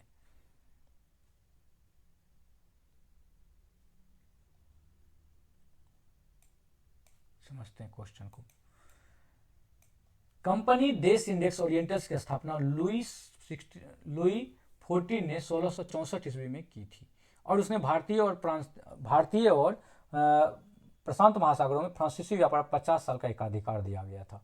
ये कथन सही है, बिल्कुल ये कथन गलत है। कंपनी ने 1674 में भारत में फ्रांसीसी शक्ति केंद्रीय शक्ति के रूप में पौंडीचेरी की स्थापना की थी, बिल्कुल ये कथन क्या होगा, ये कथन सही है। दूसरा कहता है 1697 ईस्वी की संधि ने फ्रांसीसियों को डचों के किसी भी हस्तक्षेप के बिना भारत में अपने क्षेत्रों में बनाए रखने की अनुमति दी थी, ये कथन क्या हो गया, गलत हो गया।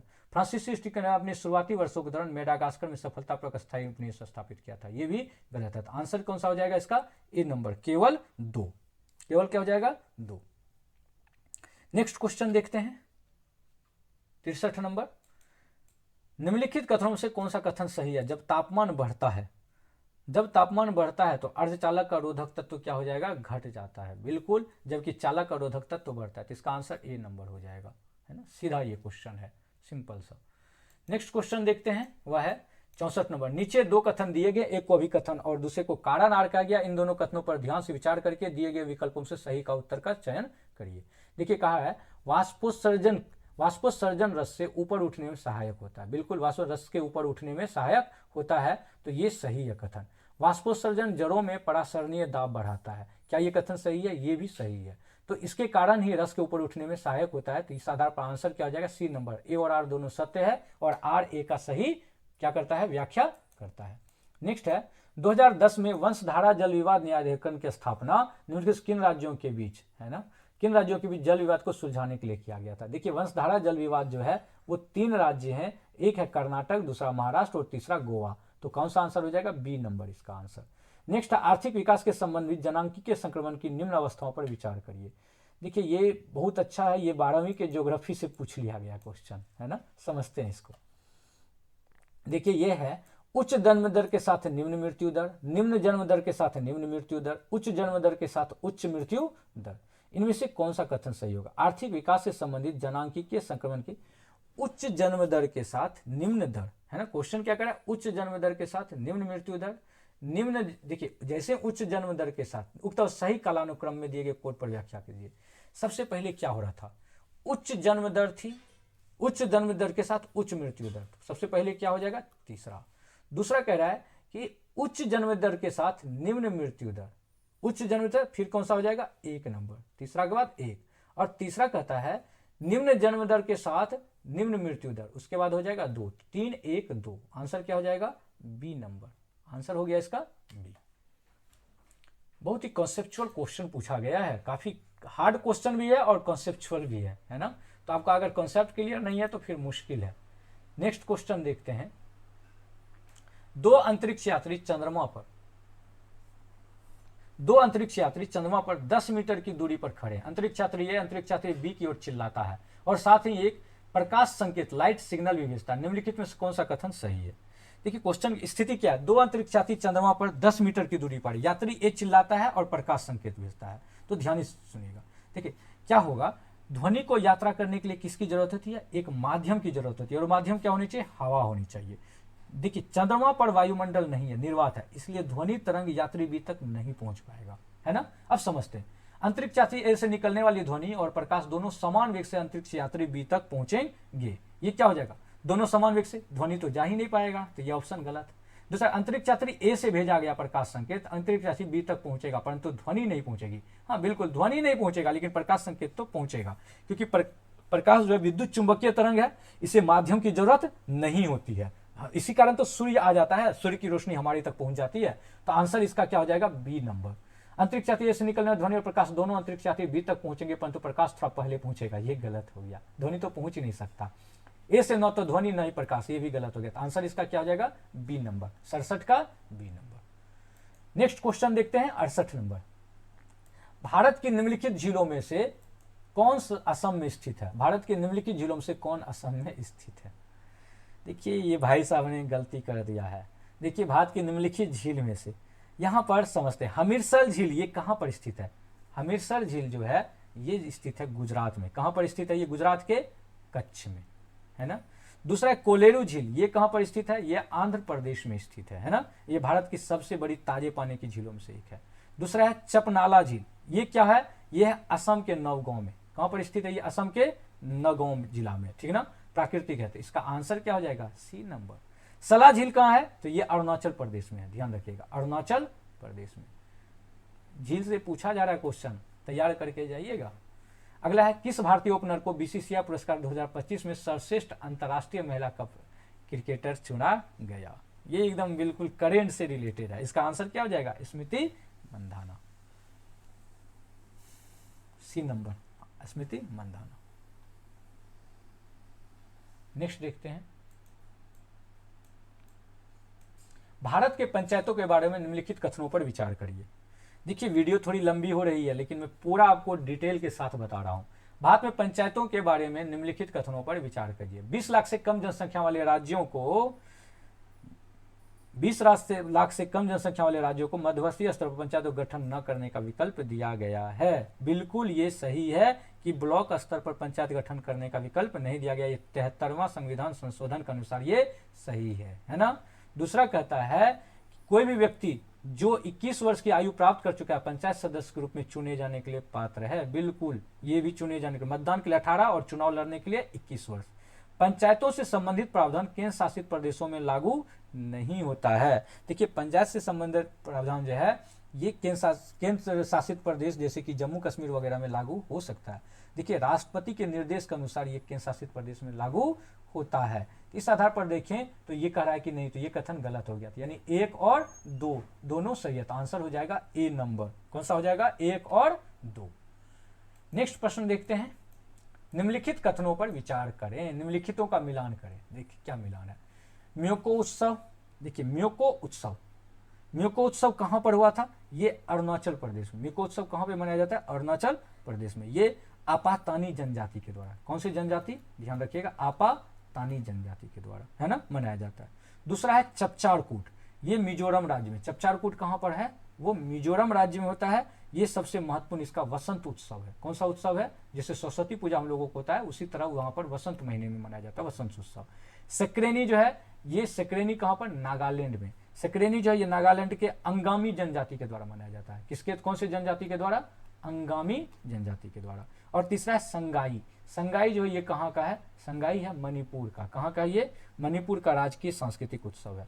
इस आधार पर अगर हम देखें तो कौन सा हो गया? एक का हो जाएगा ए। एक का क्या हो गया? ए, अरुणाचल प्रदेश। एक का ए देखिए ये दोनों है। फिर 2 का क्या हो जाएगा? 2 का हो जाएगा चपचारकूट सी। 2 का सी कौन सा दिया? ये ए नंबर हो गया आंसर। 71 का सी।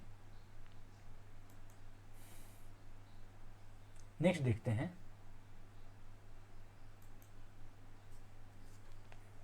नेक्स्ट प्रश्न। अगर आप हमारे चैनल पर नए हैं तो लाइक और सब्सक्राइब जरूर कर दीजिए, ताकि आपको इंपॉर्टेंट प्रश्न वगैरह भी आपको मिलते रहेगा। गुही लोतों, सिसोदिया, राठौर और कछवाहों के संदर्भ में निम्नलिखित कथनों पर विचार करें। देखिए ये गुही लोतों, राठौर और कछवाहा के बारे में क्या गया? गुहिलोती, सिसोदिया, राठौर और कछवाहा के बारे में। देखिए ये गुहिलोत जो था, गुहिलोतों ने चित्तौड़ को अपनी राजधानी बनाकर मेवाड़ पर शासन किया था। देखिए चित्तौड़ को तो ये अपनी राजधानी बनाया ही था, तो ये कथन सत्य है। दूसरा कह रहा है राठौर वंश के सवाई जयसिंह मुगलों के अधीन एक उच्च पदस्थ कुलीन थे। ये बात भी, वो सेनापति थे, तो ये कथन भी सही है। तीसरा कहता है कछवाहों के मानसिंह अकबर ने विश्वसनीय सेनापति थे। कछवाहों के मानसिंह अकबर के एक विश्वसनीय सेनापति, बिल्कुल कछवाहों के मानसिंह जो थे अकबर के, ये कथन भी सही है। चौथा कहता है सिसोदिया वंश के महाराणा प्रताप ने हल्दी घाटी के युद्ध में अकबर के विरुद्ध युद्ध लड़ा था। देखिए ये कह रहा है, तो ये कथन क्या है? हल्दी घाटी के युद्ध में, बिल्कुल हल्दी घाटी के युद्ध में अकबर के विरुद्ध युद्ध लड़ा था, ये कथन भी सही है। चौथा, कछवाहों के जसवंत सिंह एक खगोल शास्त्री थे। देखिए कछवाहों के जसवंत सिंह राठौर थे, ठीक ना। ये खगोल शास्त्री कौन थे? खगोल शास्त्री थे सवाई जयसिंह। तो 5वां नंबर क्या हो गया? गलत हो गया। तो आंसर क्या हो जाएगा? 1, 2, 3 और 1, 2, 3, 4। सही कौन से हो गए? 1, 2, 3 और 4 सही विकल्प अगर देखें तो देखते हैं। देखिए अच्छा, तो अब देखिए इस आधार पर अगर देखें, एक जो है वह सही है, एक ठीक है। दूसरा नंबर जो कथन है, दूसरा नंबर कथन राठौर वंश के सवाई जयसिंह, देखिए क्वेश्चन क्या था? राठौर वंश के सवाई जयसिंह, ये गलत है। 2 नंबर गलत हो गया, है ना। वो कछवाहा वंश के थे, ठीक है ना। सवाई जयसिंह कौन से वंश के थे? कछवाहा। तो 2 नंबर गलत। तीसरा नंबर क्या कर रहा है? तीसरा नंबर कर रहा है कछवाहों के मानसिंह अकबर, है ना। इस पर ये 3 सही है। चौथा नंबर क्या कर रहा है? चौथा नंबर सिसोदिया वंश के, है ना। सिसोदिया वंश के जो महाराणा प्रताप थे, बिल्कुल ये भी सही है। और 5वां क्या कर रहा है? कछवाहों के जसवंत सिंह, ठीक ना। कछवाहों के जसवंत सिंह एक खगोल शास्त्री थे। देखिए इस आधार पर देखें, 1 सही है, 3 सही है, 4 सही है, तो ठीक ना। 1, 3 और 4, तो आंसर कौन सा हो जाएगा? B number. कौन सा हो जाएगा? B number. आंसर हो गया बी नंबर। 1, 3 और 4, 1 नंबर, 3 नंबर और 4 नंबर सही है ना। तो आंसर हो जाएगा बी नंबर इसका। नेक्स्ट प्रश्न देखते हैं। सूची 1 को सूची 2 से सुमेलित कीजिए। ठीक है, करते हैं। आर्टिकल से पूछा गया है। ये आर्टिकल जो है मौलिक कर्तव्य से पूछी गई है, सारे सवाल, है ना। मौलिक कर्तव्य आपको टोटल जो है याद करके रखना पड़ेगा। अनुच्छेद 51A, 51A, 51A, 51A, है ना। अब देखिए दिया है अनुच्छेद 51A का CFKI1, देखते हैं इसमें। देखिए अनुच्छेद 51A का C, ये क्या कहता है? भारत की संप्रभुता को अक्षुण्ण रखना। भारत की संप्रभुता को क्या करना? सी कहता है भारत की संप्रभुता को अक्षुण्ण रखना। तो इसका हो जाएगा डी नंबर। देखते हैं, ठीक ना। ए का देखिए 2, ए का 2, बी और सी ये दोनों में से होगा। पहला नंबर खत्म और डी नंबर खत्म। दूसरा कहता है अनुच्छेद 51A का एफ क्या कहता है? एफ कहता है हमारी मिश्रित संस्कृति, हमारी जो है मिश्रित संस्कृति की समृद्ध विरासत को महत्व देना। तो कौन सा हो जाएगा? 3 नंबर। एफ का 3 है, बी का देखें, बी का कौन सा है? 3 है, बी का 3, यानी कि ये वाला आंसर हो जाएगा बी नंबर। इसका आंसर क्या हो जाएगा? 73 का बी, बिल्कुल 73 का बी हो जाएगा। ए का 2 हो गया, बी का 3 हो गया। 51 के क्या कहता है? के कहता है कि 6 से 14 वर्ष के बीच के अपने बच्चों को, अपने बच्चे या वार्ड को शिक्षित करना। बिल्कुल इसका ये हो जाएगा ए नंबर, बिल्कुल ये सही हो गया। तो बी नंबर आंसर सही है। यानी कि आपको मौलिक कर्तव्य अच्छे से याद करके जाना पड़ेगा। नेक्स्ट देखिए, एक अति क्रांतिक द्रव बनता है जब, अब क्वेश्चन देखिए क्या कर रहा है, एक अति क्रांतिक सुपर क्रिटिकल फ्लूइड है उसके बारे में पूछा जा रहा है। बनता है जब किसी पदार्थ को उसके क्रांतिक ताप से बहुत नीचे गर्म किया जाता है। गलत, ये क्या हो गया? ये गलत है। किसी पदार्थ को पूरी तरह जला दिया जाता है, ये बातें भी गलत। किसी पदार्थ को उसके क्रांतिक ताप से ऊपर गर्म किया जाता है, ये सही है। उपरोक्त में देखिए सीधा सा, जब किसी पदार्थ को उसके क्रांतिक ताप और क्रांतिक दाब से ऊपर गर्म किया जाता है तो वो बहुत ज्यादा अतिक्रांतिक द्रव हो जाता है, यानी सुपर क्रिटिकल फ्लूइड बन जाता है। इस स्थिति में क्या होता है? गैस और द्रव दोनों के बीच का जो अंतर होता है वो समाप्त हो जाता है। इस आधार पर आंसर देखें तो क्या हो गया? सी नंबर। नेक्स्ट प्रश्न देखते हैं, वह है संवैधानिक और शैक्षिक सुधारों के प्रति लॉर्ड डलहौजी के दृष्टिकोण ने 19वीं शताब्दी के मध्य में ब्रिटिश औपनिवेशिक नीति में निम्नलिखित में से किस व्यापारिक प्रवृत्ति को प्रतिबिंबित किया? इसका आंसर क्या होगा? देखिए डलहौजी जो थे उन्होंने 1854 में, ध्यान रखिएगा कब? 1854 में वुड डिस्पैच, जो शिक्षा का मैग्ना कार्टा कहा जाता है, उसके माध्यम से शिक्षा में सुधार किया। लेकिन उनका मुख्य उद्देश्य क्या था? प्रशासनिक दक्षता और ब्रिटिश हितों का संरक्षण करना। तो अब देखिए क्या है इसका ऑप्शन? कह रहा है कि डलहौजी 19वीं मध्य में ब्रिटिश औपनिवेशिक किस व्यापक प्रवृत्ति को प्रतिबिंबित किया? सीमित उदार सुधारों के माध्यम से साम्राज्यवादी नियंत्रण का सुदृढ़ीकरण करना। बिल्कुल यही होगा। उन्होंने जो है रेलवे, डाक, ये सब जो माध्यम अपनाया था, जिनमें कि उन्होंने रेलवे, डाक, शिक्षा का विस्तार, ये सब ब्रिटिश साम्राज्य की जड़ को मजबूत करने के लिए किया था। तो आंसर इसका क्या हो जाएगा? ए नंबर, है ना? कौन सा हो जाएगा? ए नंबर। नेक्स्ट प्रश्न देखते हैं, निम्नलिखित में से ग्लाइकोसिस के बारे में कौन सा कथन सही है? कौन सा कथन सही है ग्लाइकोसिस के बारे में? देखिए इससे ऑक्सीजन की आवश्यकता प्राप्त होती है, ठीक ना? ये इससे ऑक्सीजन की आवश्यकता होती है, गलत है ये। यह साइटोप्लाज्म में होता है। हाँ, ये तो साइटोप्लाज्म में, कोशिका का जो साइटोप्लाज्म होता है जिसे हम कहते हैं कोशिका द्रव, ठीक ना, उसमें होता है। तो ये आंसर इसका क्या आ जाएगा? बी नंबर, ठीक ना। माइटोकॉन्ड्रिया में केप्स चक्र होता है, ठीक ना।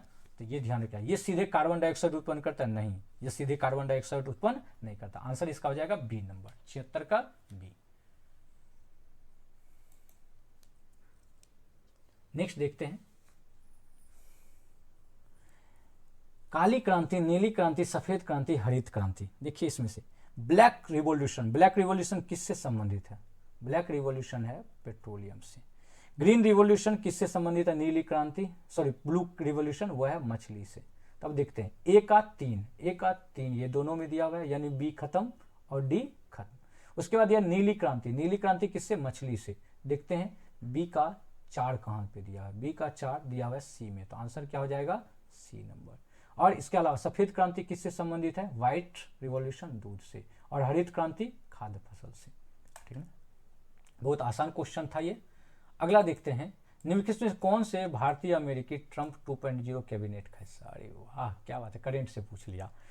देखिए ट्रंप साहब से, ये एक पूरी तरह कौन से हैं ये? भारतीय अमेरिकी ट्रंप 2.0 का हिस्सा है। वो कौन है? कश्यप काश पटेल साहब हैं, है ना। इन्हीं को नामित किया गया है, ठीक ना। हरमीत ढिल्लो और जो डॉक्टर जय भट्टाचार्य हैं, ये काफ़ी अभी चर्चा में रहा है। लेकिन अगर हम देखें तो इनमें से आंसर इसका क्या हो जाएगा? कौन है इसके? कश्यप काश पटेल। तो आंसर हो जाएगा सी नंबर, केवल एक। नेक्स्ट प्रश्न देखते हैं, भारत में निम्नलिखित जलप्रपातों से कौन गोवा में स्थित है? भारत में निम्नलिखित जलप्रपातों में से कौन गोवा में स्थित है ना। गोवा में स्थित की बातें कर रहा है। तो धुआंधार अगर जलप्रपात देखें, यह कहाँ पर स्थित है? ये एमपी में नर्मदा नदी पर स्थित है। वहीं दूध सागर जलप्रपात कहाँ पर है? ये गोवा में है। बिल्कुल यही आंसर होगा, दूध सागर जलप्रपात। किस, ये जो है गोवा और कर्नाटक की सीमा पर स्थित है, ठीक ना। यह अपनी सफेद दूध देसी धारा के लिए प्रसिद्ध है। वहीं देखिए लैंडसिंग या नोखलीकई जो है, लैंडसिंग और नोखलीकई ये कहाँ पर, नोखलीकई ये है मेघालय में। कहाँ पर स्थित है ये? मेघालय में, मेघालय में। तो आंसर इसका हो जाएगा बी नंबर। नेक्स्ट है, अनुवांशिकी के जनक के रूप में किसे माना जाता है? अनुवांशिकी के जनक के रूप में किन्हें माना जाता है अनुवांशिकी के? वो कौन होंगे? Gregor Mendel. चार्ल्स डार्विन किसके जनक के रूप में जाने जाते हैं? कंप्यूटर, ध्यान रख, कंप्यूटर के जनक के रूप में, कंप्यूटर। वहीं अगर हम देखें थॉमस हंट मॉर्गन जो है वो किन के लिए जाने जाते हैं? आधुनिक अनुवांशिकी के लिए। किसके लिए? आधुनिक अनुवांशिकी, आधुनिक अनुवांशिकी, है ना। और जो इसके अलावा जो ये है लिंकेज पर काफी ज्यादा ये काम किए थे। तो आंसर कौन सा होगा? डी नंबर 80 का। अनुवांशिकी जनक के रूप में किन्हें जाना जाता है? ग्रेगर मेंडल को। नेक्स्ट प्रश्न देखते हैं, एक भारत में रीट क्षेत्राधिकार के बारे में निम्नलिखित वाक्यों पर विचार करें। देखिए रीट के बारे में कह रहा है, रीट ज्यूरिडिक्शन समझते हैं। रीट क्षेत्राधिकार मूल क्षेत्राधिकार का एक रूप है, अपीलीय क्षेत्राधिकार का नहीं, है ना। ये कथन सही है। देखिए रीट क्षेत्राधिकार किस में आता है? अनुच्छेद 32 और अनुच्छेद 226 में, ठीक ना। तो ये जो है एक अपीलीय का नहीं कहता है। रीट क्षेत्र मूल क्षेत्राधिकार का एक रूप है, अपीलीय क्षेत्राधिकार, बिल्कुल ये सही है। इसे उच्च न्यायालयों या सर्वोच्च न्यायालय द्वारा जारी किया जा सकता है, ये भी कथन सही है, क्योंकि अनुच्छेद 32 सुप्रीम कोर्ट और अनुच्छेद 226 हाई कोर्ट करता है। इस आधार पर देखें तो सही विकल्प 1 और 2 दोनों है, तो सी नंबर हो जाएगा। नेक्स्ट क्वेश्चन है, पौधों में जल का परिवहन मुख्य रूप से किस ऊतक के माध्यम से होता है? आसान क्वेश्चन पूछा है। जड़ों से जो पानी होती है और खनिज होते हैं उसको पत्तियों तक पहुंचाता है, वो कौन करता है? जाइलम लेके जाता है।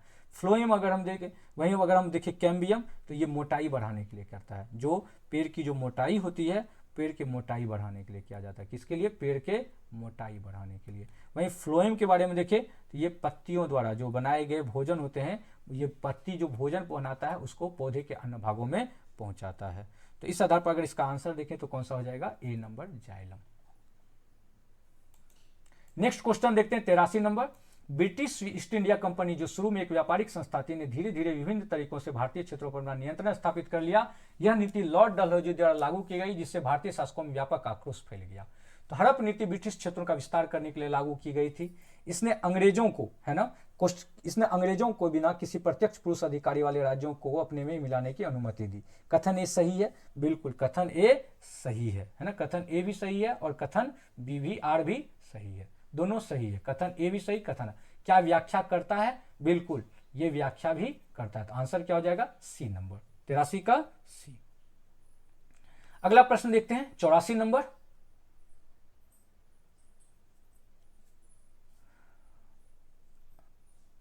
फ्लो 84 नंबर प्रश्न देखते हैं।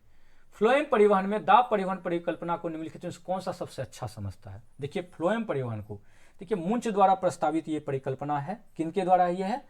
मुंच द्वारा। दाब प्रवाह परिकल्पना ये मुंच साहब ने किया था। ये कहता है कि भोजन का परिवहन उच्च परासरणीय दाब, यानी कि जो उच्च परासरणीय जिसका स्रोत पत्ती है उससे निम्न परासरणीय दाब यानी कि जड़ की ओर, पत्ती से जड़ की ओर होता है। भोजन का प्रवाह कहां से कहां होता है? कहता है कि भोजन जो है शर्करा उसका परिवहन जो होता है हाई जो परासरणीय दाब होते हैं, यानी पत्ती से निम्न परासरणीय दाब जड़ की ओर होता है।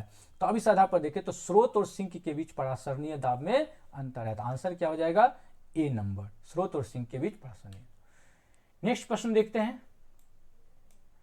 H2O प्लस सी, H2 प्लस सी उपरोक्त अभिक्रिया निम्नलिखित का उदाहरण है। इसका देखिए, इसका जो आंसर है, इसका आंसर हो जाएगा आपको ए नंबर, जल गैस अभिक्रिया का, क्योंकि यहाँ पर वाटर है और कार्बन से यह विशेष कहते हैं। तो जो लाल तप्त कोयला होता है उस पर अगर भाप प्रवाहित करें, ठीक ना, तो उससे वाटर गैस का निर्माण होता है। लाल तप्त कोयला पर भाप को अगर प्रवाहित किया जाए तो वाटर गैस का निर्माण होता है। अब देखिए जल गैस अभिक्रिया जो है, जल गैस अभिक्रिया ये क्या होगा? ये सही उत्तर होगा। वहीं देखें वैकर प्रक्रिया क्या होता है? ये एथिलीन से एसिटल्डिहाइड बनाया जाता है। वहीं जिगलर नाटा प्रक्रिया क्या होता है? ये बहुलीकरण जो होती है, जो पॉलीमराइजेशन होती है उसके उत्प्रेरक के लिए काम करती है। और वहीं एल्डोल संघनन जो होती है कार्बोनिल यौगिकों की अभिक्रिया के लिए कार्य करता है। तो आंसर हो जाएगा ए नंबर। इसका आंसर क्या हो गया? ए नंबर। नेक्स्ट प्रश्न देखते हैं 86 नंबर। कौन सा? प्लाज्मा मेम्ब्रेन का द्रव मोजेइक मॉडल किसके द्वारा प्रस्तावित किया गया था, ठीक ना। देखिए इसका आंसर होगा सिंगर और निकोलसन के द्वारा किया गया था। किनके द्वारा? सिंगर। कब किया गया था? 1972 में। इन्होंने बताया था कि इसमें सिंगर और निकोलसन ने बताया था, क्या बताया था? कोशिका झिल्ली प्रोटीन और लिपिड की एक अर्ध तरल संरचना है ना। वहीं अगर देखें रॉबर्टसन के बारे में कहा गया तो ये यूनिट मेम्ब्रेन मॉडल देता है। कौन सा देता है? ये यूनिट मेम्ब्रेन मॉडल, ध्यान रखिएगा, यूनिट मेम्ब्रेन मॉडल। वहीं देखिए वाटसन और क्रिक क्या बताता है? ये डीएनए के बारे में बताता है। डीएनए के बारे में क्या बताता है? कहता है कि द्विकुंडलित संरचना है डीएनए। हुक जो है, हुक साहब कौन थे? ये कोशिका का खोज किया था। किसका खोज किया था? कोशिका का। तो आंसर हो जाएगा ए नंबर। नेक्स्ट प्रश्न देखते हैं।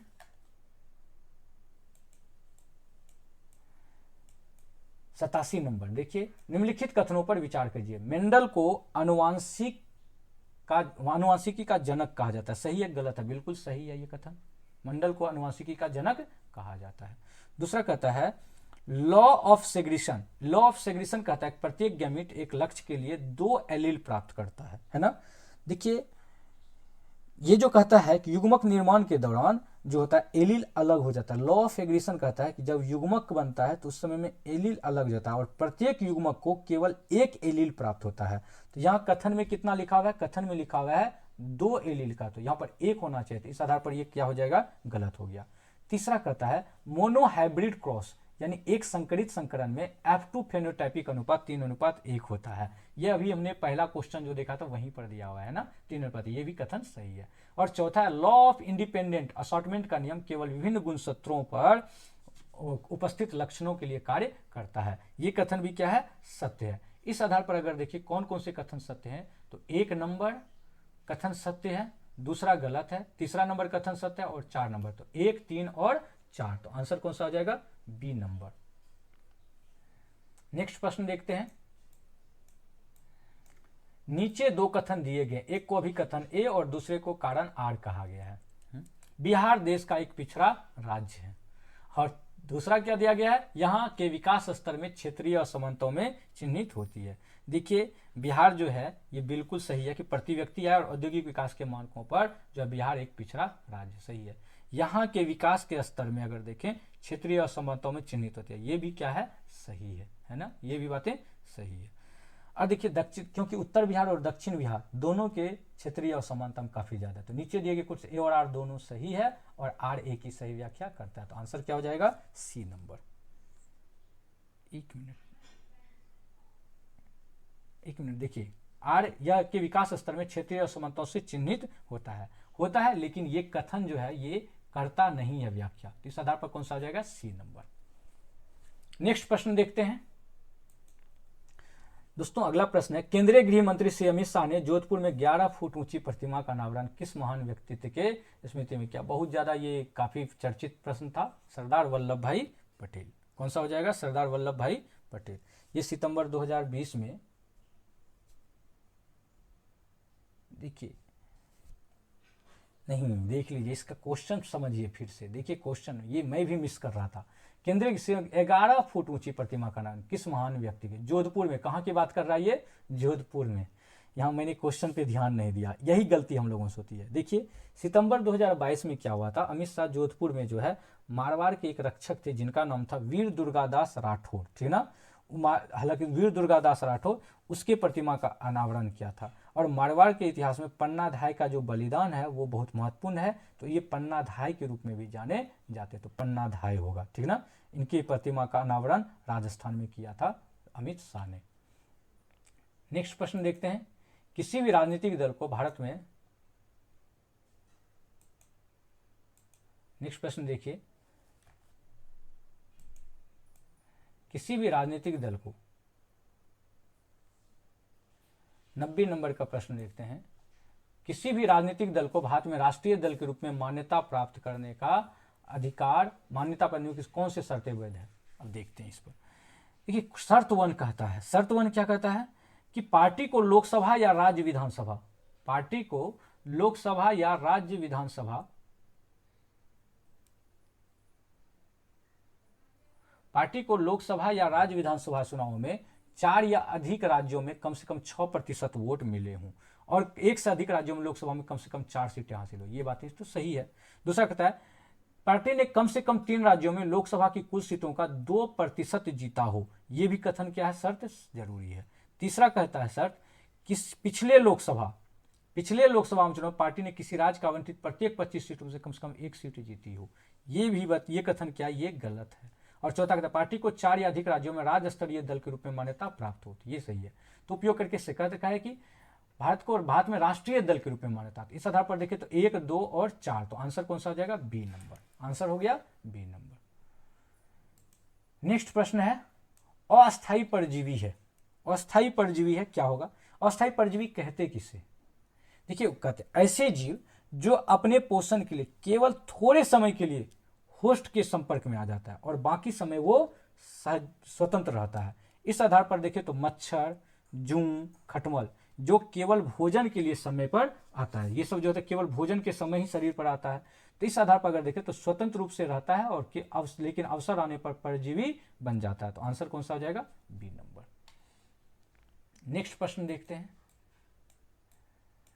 निम्नलिखित शब्द किस इतिहासकार ने लिखे हैं?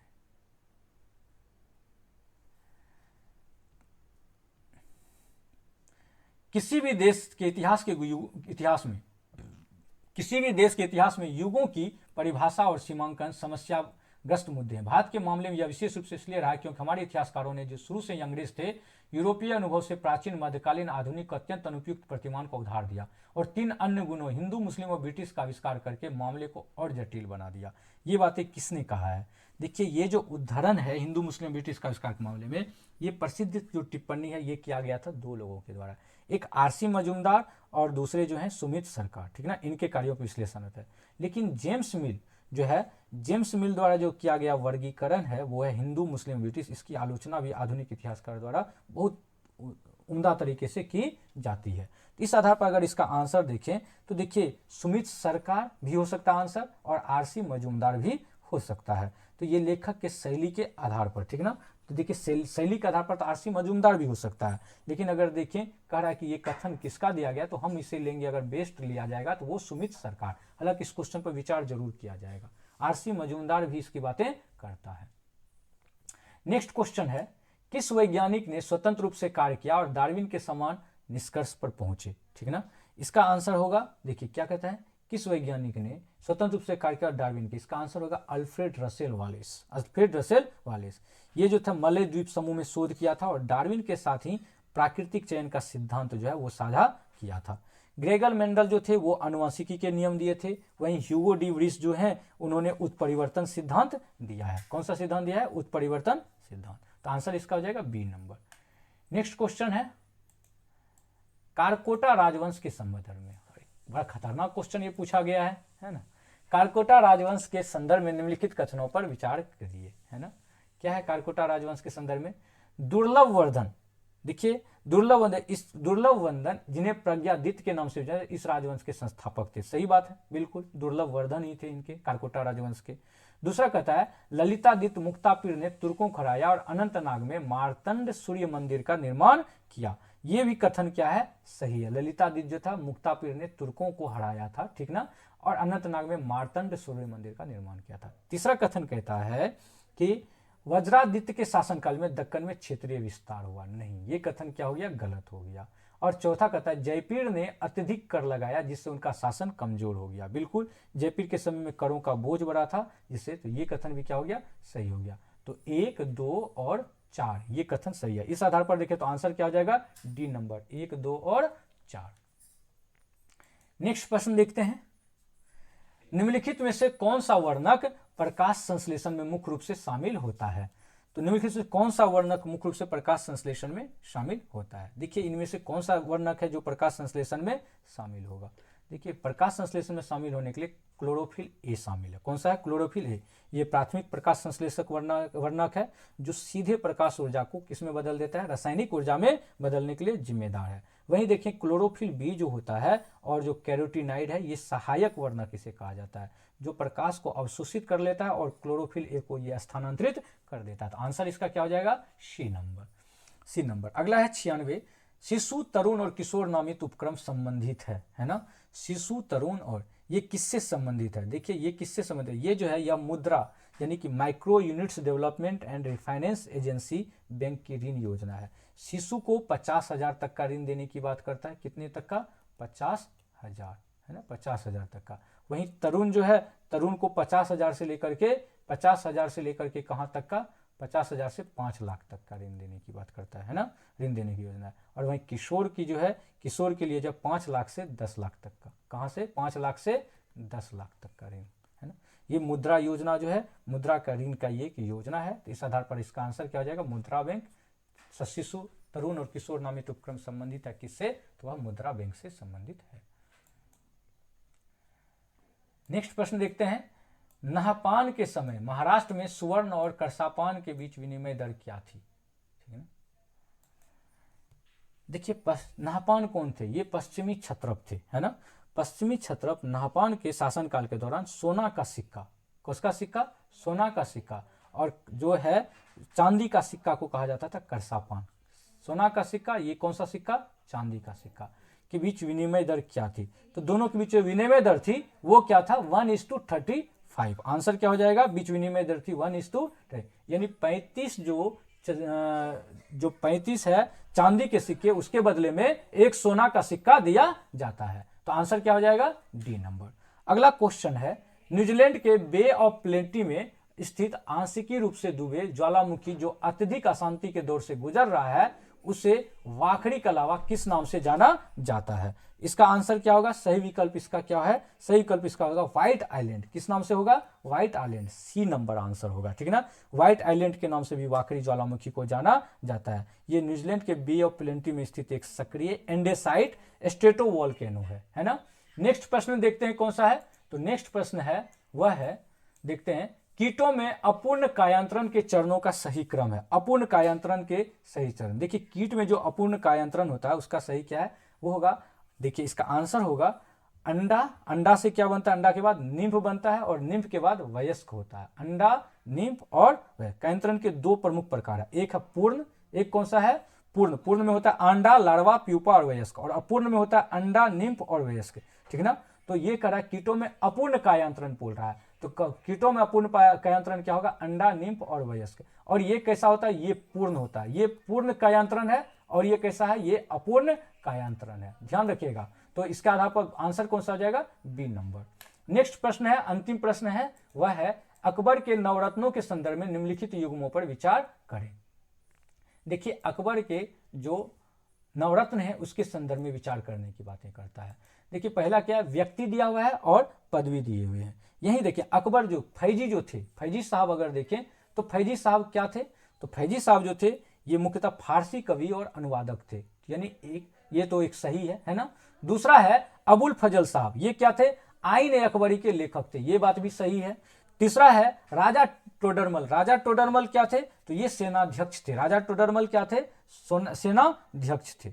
क्या थे ये? सेनाध्यक्ष थे। राजा टोडरमल सेनाध्यक्ष थे, ध्यान रखिएगा। सॉरी एक मिनट, राजा टोडरमल वित्त मंत्री थे। राजा टोडरमल कौन सा मंत्री थे? वित्त टोडरमल, मतलब ये गलत है, वित्त मंत्री थे, है ना। यहां गृह मंत्री लिख दिया गया। राजा मानसिंह सेनाध्यक्ष थे, सही है। तानसेन वो बिल्कुल महान संगीतकार सांस्कृतिक हस्ती थे। और अब्दुल रहीम खान ये वित्त मंत्री दिया, गलत है, ये वित्त मंत्री नहीं थे बल्कि कवि थे। अब इस आधार पर देखिए कौन कौन सही है। 1 नंबर, 2 नंबर, 4 नंबर और 5 नंबर। तो आंसर कौन सा आ जाएगा? ए नंबर। 1, 2, 4 और 5 सही है। तो हमने जो देखा क्वेश्चन एनालिसिस में, ये काफी जो है हार्ड क्वेश्चन ही पूछा गया है, इसे आसान नहीं कहा जा सकता, इसमें बहुत कम पर कटअप जाएगा। अब अगला जो आपका एग्जाम है कल मैथ का, उस पर भी डिपेंड करेगा। आप इस क्वेश्चन को फिर से एनालिसिस कर देख लीजिएगा दोबारा, इससे रिपीट क्वेश्चन होने की संभावनाएं हैं। तो चलिए आज क्लास इतनी ही, फिर हम मिलेंगे अगले क्लास में। तब तक के लिए धन्यवाद। आप हमारे चैनल पर अभी नए हैं तो लाइक और सब्सक्राइब करना ना भूलें। धन्यवाद।